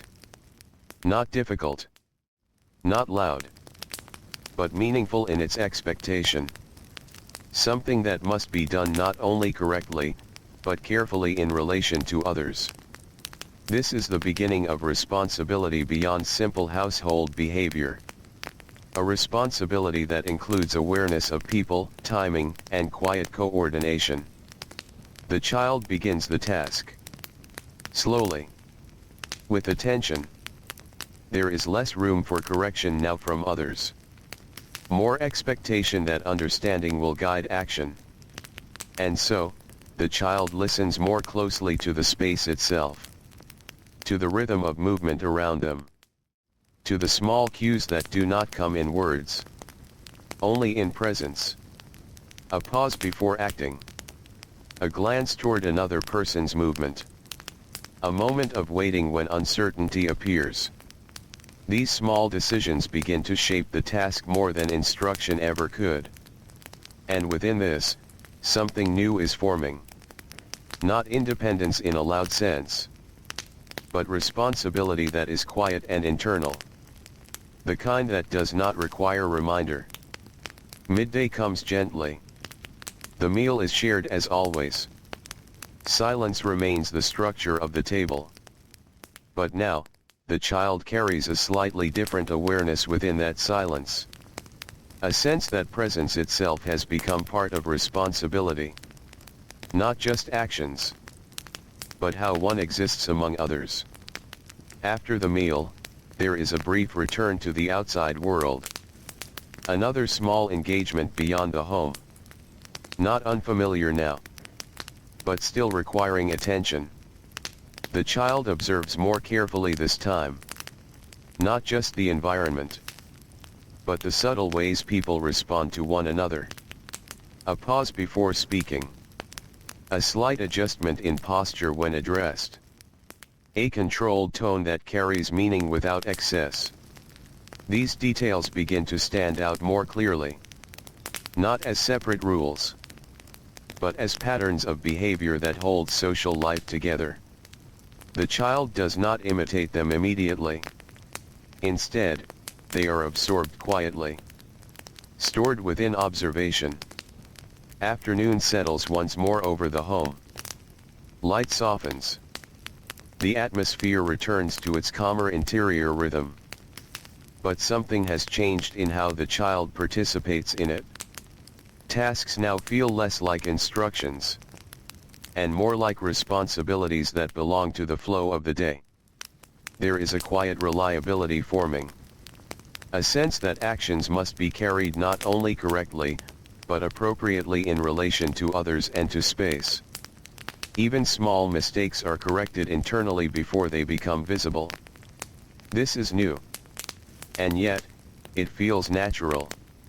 Evening approaches as it always does.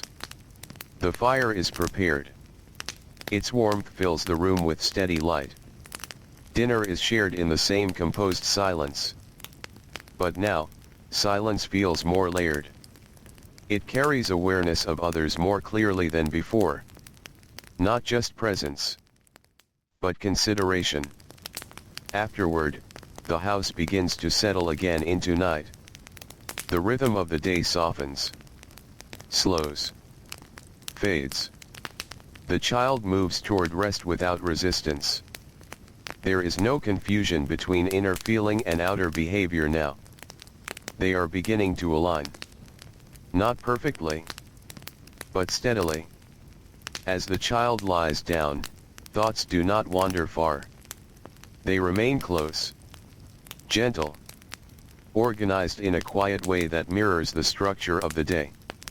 Responsibilities do not feel heavy, but they are present, understood, accepted, and sleep arrives as it always does, without disruption. without noise. Only a soft transition into stillness. The house remains quiet, holding the pattern of another day shaped by calm expectation and gentle responsibility. And within that stillness, the child continues to grow. Not outwardly, but inwardly. Slowly becoming someone who carries silence not just in behavior, but in awareness of others. Morning arrives again with the same unbroken gentleness. Light moves slowly through the room, as if it has nowhere else to be except here. It does not arrive with urgency. It does not announce itself. It simply returns, touching familiar surfaces, settling into familiar corners, filling the space in a way that feels almost inevitable. The child wakes. But now, the body that wakes is slightly older than before. Not in a sudden way. Not in a visible shift that demands attention. But in a gradual accumulation of time that cannot be separated into single moments anymore. The feeling is subtle. A little more awareness in movement. A little more steadiness in thought. A little less hesitation in stillness. The morning routine continues as it always has. But the sense of participation is deeper now. Not just following rhythm, but understanding it. The house remains calm. The same quiet arrangement of presence. The same measured movements of the adults. The same silence that is not empty, but structured. The child joins them. Breakfast passes in its usual gentle form. But there is something different in how attention is held. It is no longer scattered or uncertain. It is steadier. More contained. After the meal, the day moves forward with a slightly more defined shape. There are expectations now that feel less like guidance and more like responsibility. Small duties carry more weight. Not in difficulty, but in awareness. That actions now exist within a broader sense of order. The child begins to notice this more clearly. Not as something spoken, but as something felt through repetition of being trusted with simple things. A task is given. It requires attention not only to completion, but to timing, to awareness of others moving in the same space, to the quiet coordination that allows everything to remain undisturbed. The child begins carefully. But now there is less need to be reminded of calm. It is already present. A part of the approach itself. Movements are slower when necessary. Pauses appear naturally before decisions. There is a growing sense of how to exist without causing interruption. Not avoidance of action, but refinement of it. This is how discipline deepens with age in such a world. Not through stricter instruction, but through increased responsibility placed gently over time. Midday comes and passes. The meal is shared in the same familiar silence. But now, there is a greater awareness of others at the table. Not just their presence, but their timing, their rhythm, their unspoken coordination. The child begins to understand that silence among people is not only absence of speech. It is shared structure. A mutual agreement to move carefully within the same space. After the meal, there is a brief moment of stillness. Not empty, but complete. And in that stillness, the child notices something new. A deeper ability to remain calm without effort. Not resisting movement. Not forcing stillness. But simply existing within it. The outside world is still present beyond the house. Still moving. Still shifting in its uncontained rhythm. But it feels further away now. Not physically, but internally. Less influential. Less immediate. Afternoon settles in softly. Light grows warmer. Shadows extend slowly across the room. The house continues its quiet life. Tasks are fewer now, but each one carries more subtle expectation. Not of correctness alone, but of awareness. Of how actions fit into the shared calm of the space. The child performs them with increasing ease. There is less internal noise. Less reaction to small disturbances. Feelings still arise, but they pass more quickly now, without needing to shape behavior. This is not suppression. It is adjustment. A gradual learning of emotional balance within quiet environments. Evening arrives in its usual slow way. The fire is lit again. Its glow fills the room with steady warmth. Dinner is shared in silence as always. But now the silence feels more complete than before. Less like something maintained. More like something natural. Afterward, the house begins to settle into night. The rhythm slows further. Everything softens. The child moves toward rest with familiar ease. But there is a deeper sense of continuity now. As if each day no longer stands alone, but is part of a long, steady unfolding of the same quiet life. As the child lies down, thoughts do not rush or scatter. They remain close, soft, contained. There is awareness of growth now. Not in loud ways, but in subtle alignment between action, thought, and environment. And sleep arrives gently. Without interruption. Without resistance. The house remains still, holding the calm structure of another day completed without disruption. And within that calm, the child continues to grow. Slowly. Quietly. Into a version of self shaped not by noise or change, but by continuity. By silence. By time that moves without breaking its own rhythm. Morning arrives again in its familiar, unbroken way. There is no difference in the light at first glance. It still enters slowly, softly, as if it prefers not to disturb anything it touches. The room remains the same in shape, in stillness, in its patient arrangement of quiet objects. But the child who wakes into it is not the same as before. Not in any clear, visible way. Only in the way presence feels slightly heavier. More grounded. Less uncertain. The morning routine unfolds as always. The body rises. Clothing is adjusted with calm familiarity. Steps move through the hallway without hesitation. The house receives this movement in silence, as it always does. Downstairs, the adults are already in place. Their calm is unchanged. Their rhythm steady. But there is a subtle shift in how the day feels now. Less like training. More like continuation of responsibility. The child joins them.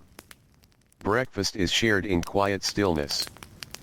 But now, there is a deeper awareness of time within the moment. Not rush.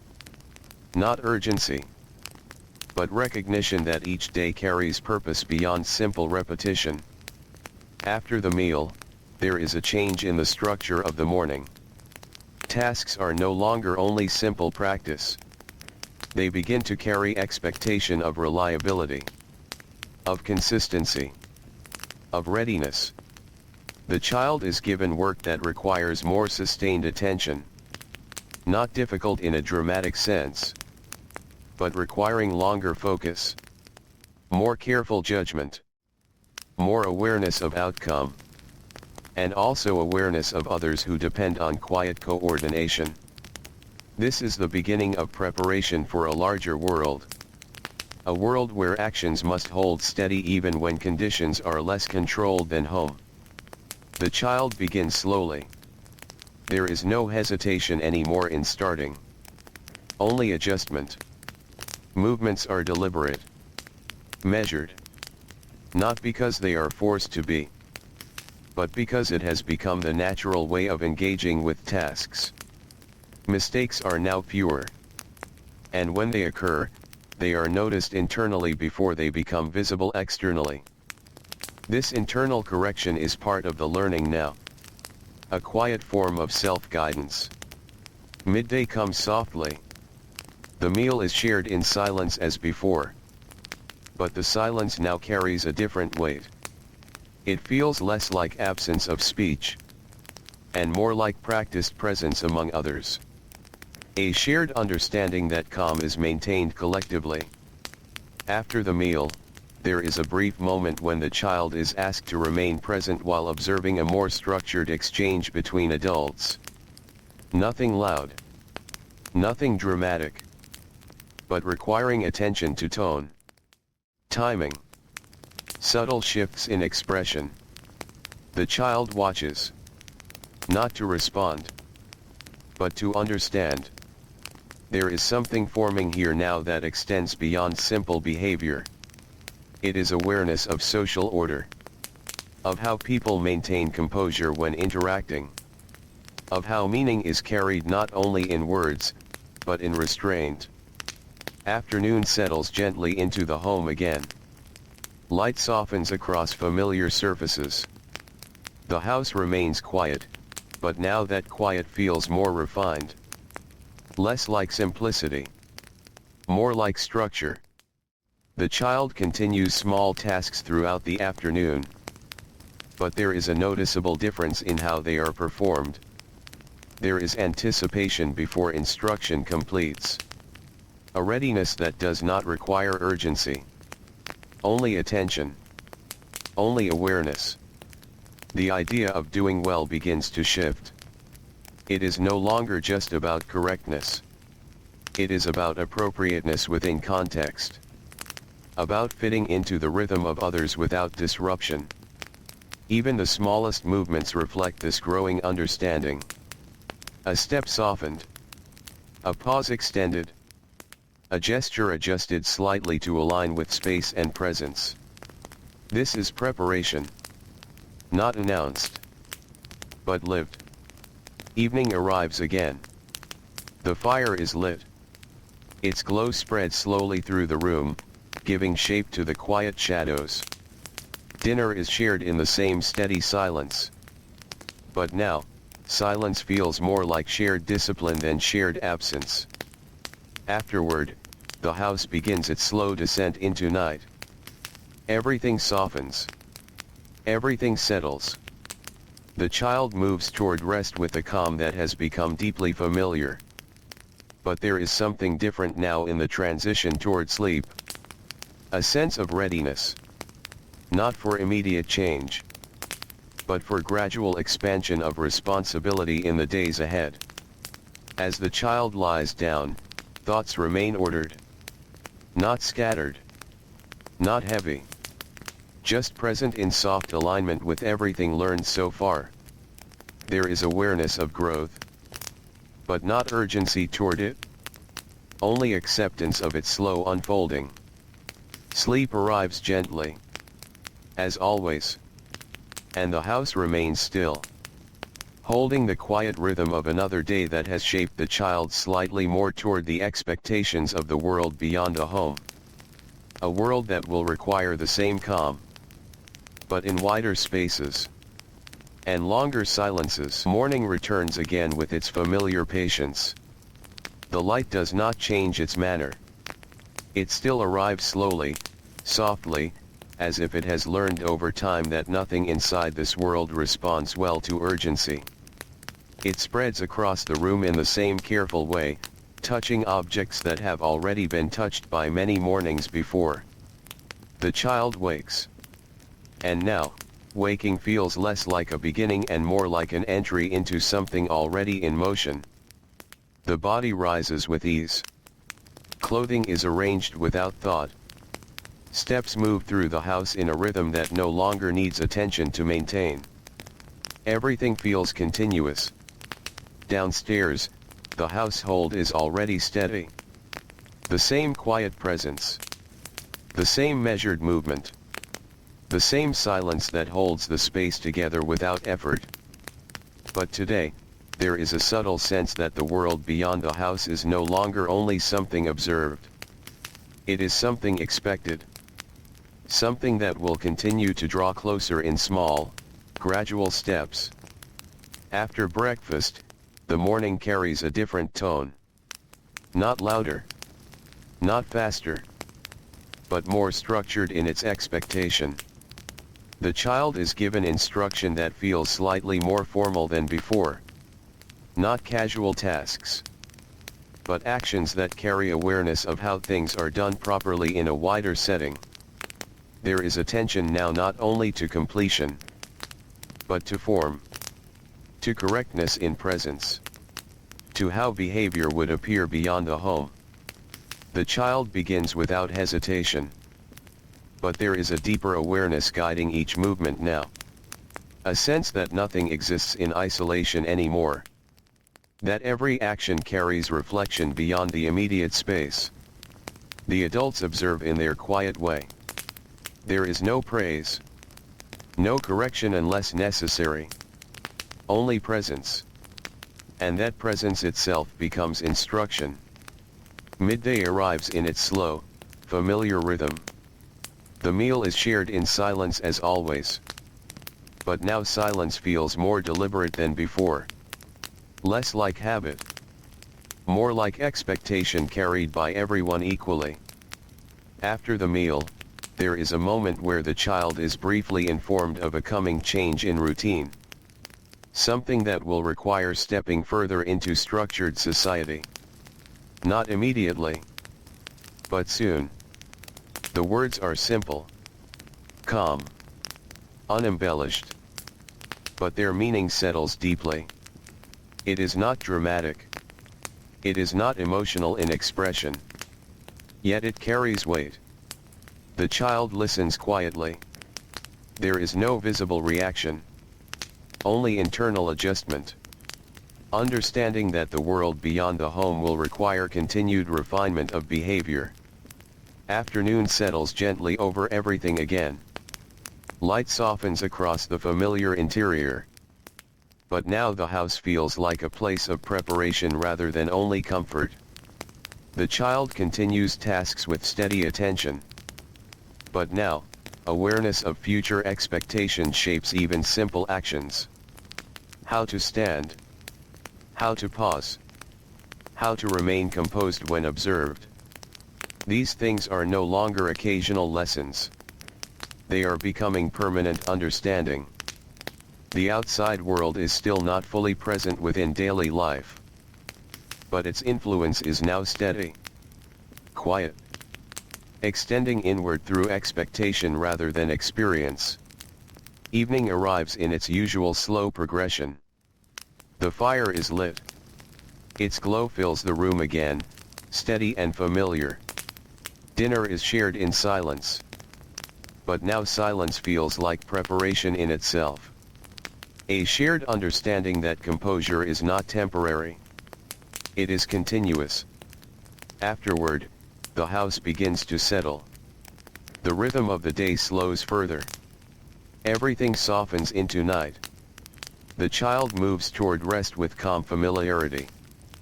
But there is something different in the stillness of this moment. A sense that the boundaries of life are gradually widening. That the quiet world of the home is only one part of a larger structure that is beginning to make itself known. As the child lies down, thoughts remain gentle. There is no tension. No resistance. Only awareness that growth is continuing in a direction that is not abrupt, but steady. Sleep arrives softly. As always. And the house remains still. Holding the quiet rhythm of preparation that continues beneath every day. A rhythm that shapes not only behavior, but readiness for a wider, more formal world. Where silence will still be needed, but will be carried differently. In more complex spaces. Among more structured lives. Morning arrives again with its steady, unbroken calm. Light moves through the house in the same careful way it always has, as if it has memorized the distance between each object and learned not to disturb anything it touches. The air is still cool, still patient, still carrying the softness of night that has not fully let go. The child wakes. And now, the waking feels like preparation without urgency. There is no surprise in the rhythm of the day anymore. Only readiness. The body rises. Clothing is arranged with quiet familiarity. Movements are slow, not from hesitation, but from understanding that nothing in this life rewards haste. Downstairs, the household remains composed in its familiar silence. Everything is in its place. Everything follows its measured pattern. But today carries a subtle shift again.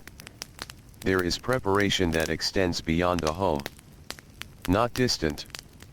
Not unfamiliar anymore. But more structured than before. The child understands this without it being fully explained. After breakfast, there is a change in how the morning unfolds. The atmosphere becomes slightly more formal. Not in appearance alone, but in tone, in presence, in the quiet expectation that today includes interaction beyond the household again.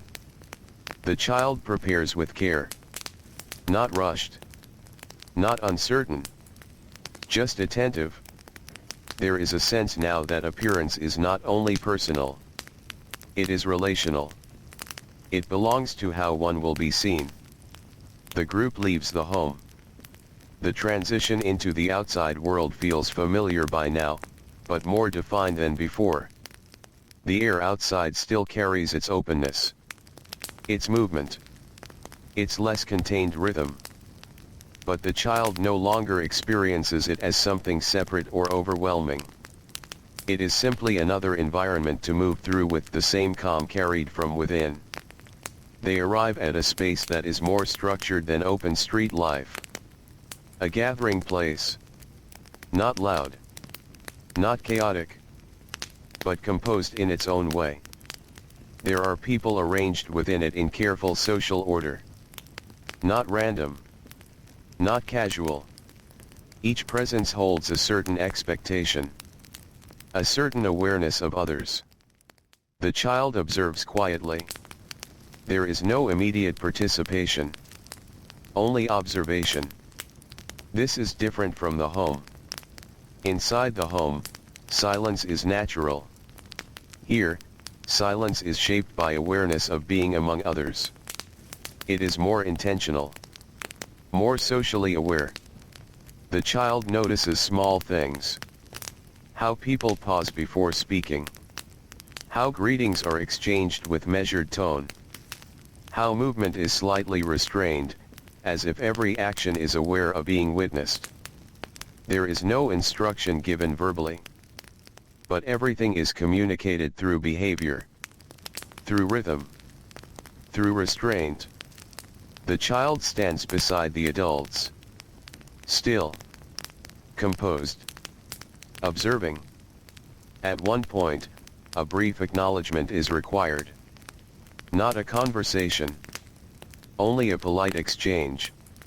A moment of presence shared with another. The child responds carefully. Not hurried. Not uncertain. But measured. And in that moment, something quietly settles. The awareness that social life is built on timing as much as words. On restraint as much as expression. The interaction passes gently. No disruption. No excess. And life continues within the gathering. Time moves slowly here. Not because it is empty. But because it is structured. Everything has its place. Everything has its moment. The child remains aware, but not overwhelmed. This is becoming familiar now. Not comfort in the emotional sense, but understanding of how to exist within it. After a time, the gathering begins to loosen. People move gradually away from their positions. Exchanges end in the same calm manner they began. There is no abrupt shift. Only soft conclusion. The group prepares to return. And the outside world begins to recede again. The journey back feels less like leaving and more like returning to a quieter state of familiarity. The home reappears. And with it, the sense of contained stillness returns. The door closes. And silence resumes its natural place. But now, something within the child carries the imprint of the gathering. Not disturbance. Not excitement. But understanding. That there are different forms of silence. Different ways of being still among others. Afternoon unfolds gently once more. Light softens. The house returns to its steady rhythm.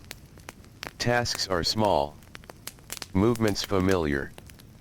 But now, there is a deeper awareness in how the child moves through them. A sense of presence that extends beyond the self. Even when alone, there is consideration of how one would be perceived among others. This awareness does not create tension. It creates refinement. Evening arrives as it always does. The fire is lit. Its glow fills the room with quiet warmth. Dinner is shared in silence. But now silence carries memory of structured gathering. Of composed presence among others. Afterward, the house begins to settle into night. Everything slows again. Softens again. The child moves toward rest with calm continuity. There is no emotional disturbance from the day. Only integration. As the child lies down, thoughts are gentle. Organized. Reflecting briefly on the experience of being among others. Then releasing it without strain. Sleep arrives softly. As always. And the house remains still. Holding both the memory of home and the echo of structured society beyond it. The child continues to grow.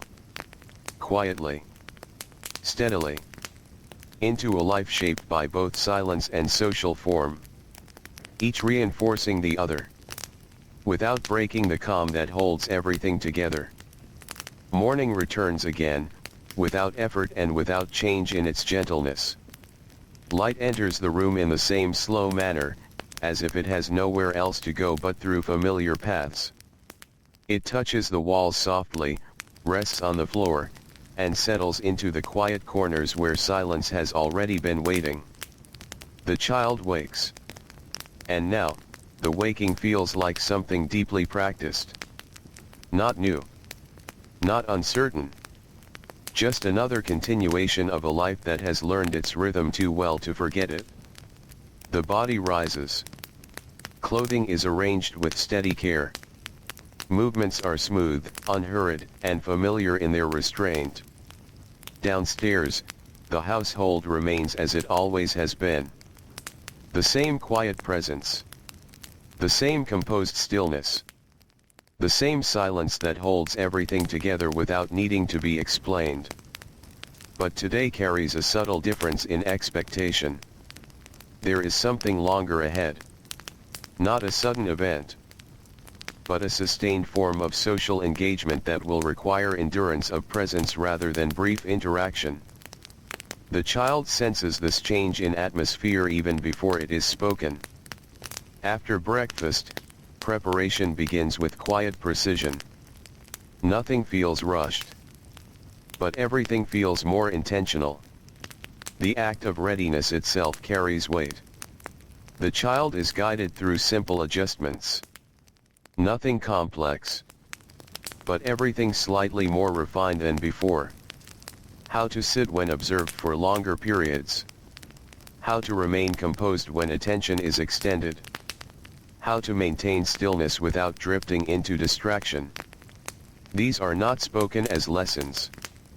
They are shaped through practice. Through quiet correction of small details that no one comments on directly. The child learns by doing. And by noticing. The group leaves the home again. The outside world is still familiar now, but its structure feels more layered than before. There is movement beyond the home, but also expectation within it. A sense that being present in public space is no longer occasional. It is part of life's continuing rhythm. They arrive at a more formal setting than before. A place where time feels slower, not because nothing happens, but because everything is measured. People are arranged with careful spacing. Movement is minimal. Speech, when it occurs, is controlled and deliberate. The child observes this immediately. Not with surprise, but with recognition. This is another form of silence. Not the silence of the home. Not the silence of absence. But the silence of structure, where even speech is shaped by restraint. The child is seated, still, composed. There is no need for immediate participation. Only presence is required. And presence itself becomes an act of discipline. Time passes slowly here. Moments stretch without urgency. People enter brief exchanges and then return to stillness. Expressions remain soft, contained. Nothing spills beyond its intended form. The child begins to understand something more clearly now. That adulthood in this world is not defined by loud change or sudden independence, but by long endurance of calm behavior. By the ability to remain steady across time. Not just in private spaces, but in shared ones. At one point, a small acknowledgement is required again. A brief exchange. Measured. Controlled. The child responds as learned. Not rehearsed in a mechanical sense, but shaped by repetition over time. And in that moment, there is no tension. Only continuity. The interaction passes. And the stillness returns. Not broken. Only slightly adjusted. The gathering continues for longer than previous ones. But eventually, it begins to soften. People shift subtly toward departure. The structure loosens in the same quiet way it formed. There is no abrupt ending. Only gradual release. The group returns home. The journey feels familiar now. Less like transition. More like return to a quieter state. When the door closes, the silence of the house receives them again. And everything feels restored. Afternoon settles gently. Light softens. The home resumes its calm interior rhythm. But something remains from the outside world. Not noise. Not disruption. But a refined sense of how composure must be maintained across different spaces. The child continues the afternoon with steady behavior. Tasks feel lighter now. Not in difficulty, but in familiarity. There is less internal adjustment needed. Less hesitation between action and awareness. Everything flows more smoothly within the established quiet. Evening arrives. The fire is lit. Its glow spreads across the room with steady warmth. Dinner is shared in silence. But now silence carries depth. It reflects not just habit, but extended experience of structured presence. Afterward, the house begins its familiar descent into night. Everything slows. Everything softens. The child moves toward rest with ease. There is no lingering tension from the day. Only integration of experience. As the child lies down, thoughts move gently through memory. The long stillness of formal gathering. The quiet coordination of presence among others. The continued expectation of calm across time. None of it feels separate anymore. It feels like one continuous pattern extending through all spaces. Sleep arrives softly. As always. And the house remains still. holding another day shaped by endurance, restraint, and quiet social structure. The child continues to grow. Not through sudden change, but through long practice of being composed. In every space. At every moment. Without breaking the silence that defines the world around them. Morning returns once more, as it always has. There is no difference in the way the light arrives now. It still moves gently, without urgency, across the room that has known so many mornings before this one. The air is still soft, still calm, still holding the faint memory of night. The child wakes. And for a moment, there is nothing new about it. Only continuation. Only stillness that feels like it has no beginning and no end. The body rises. Clothing is arranged. Steps move through the house with the same quiet familiarity that has been built over countless days. But something has changed, not in the environment, and not in the rhythm of the house. It has changed in what the child has become within it. Downstairs, the home remains unchanged in its silence. The same measured presence. The same restrained movement. The same quiet order that does not need instruction to exist. The child joins it. And now, there is no sense of learning left in the same way there once was. There is only living within it. Breakfast passes in silence. As always. But silence no longer feels like something practiced. It feels complete. Not heavy. Not empty. Just fully formed. After breakfast, the morning unfolds without interruption. Tasks appear. And are completed. Not with thought of correctness. But with quiet understanding that has already settled into the body over time. There is no hesitation anymore between intention and action. No need for adjustment. Only steady continuation. At one point, the child pauses briefly. Not because something is uncertain. But because stillness itself has become natural enough to exist without purpose. And in that pause, there is awareness. Not of change, but of completion. The long shaping of behavior. The long learning of silence. The long practice of being composed among others and alone. All of it feels present at once. Not as memory, but as state. Midday arrives. The meal is shared as always. Silence holds the space. But now it holds it completely. Without tension. Without awareness of effort. It simply is. After the meal, there is no transition into something new. No expectation of further instruction.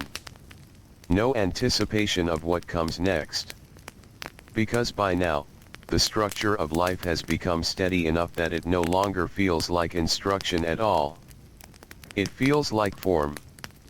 Afternoon settles. Light moves across the room in slow patterns. The house remains quiet. Not because it is kept quiet, but because nothing within it moves in a way that disturbs itself anymore. The child sits. Still. Not out of discipline, but out of ease. There is nothing to correct. Nothing to adjust. Nothing to prepare for. Only continuation of a life that has learned its rhythm fully. Evening comes gently, as it always does. The fire is lit. Its glow spreads across the room in the same familiar way. Dinner is shared in silence. But now silence feels final in its completeness. It does not lead anywhere else. It does not prepare anything. It simply exists as the natural state of being together. Afterward, the house begins to settle into night. But this time, the settling feels deeper. More absolute. As if every part of the day has already found its place without needing reflection. The child moves toward rest. and there is no longer any sense of transition between day and night. Only continuity. As the child lies down, thoughts do not form into sequence. They do not move forward or backward. They rest. Soft. Unshaped. And in that stillness, there is understanding without words. That life has become something quiet enough to no longer demand awareness of itself. It simply continues. And then softens. And then rests. Sleep arrives as it always has. Without arrival. Without effort. And the house remains still. Holding the long quiet life that has been shaped within it. A life of silence. Of restraint. Of presence without noise. And now, there is nothing left to become. Only the calm continuation of what already is. Slow. Gentle. Endless in its quietness. And fading softly into night.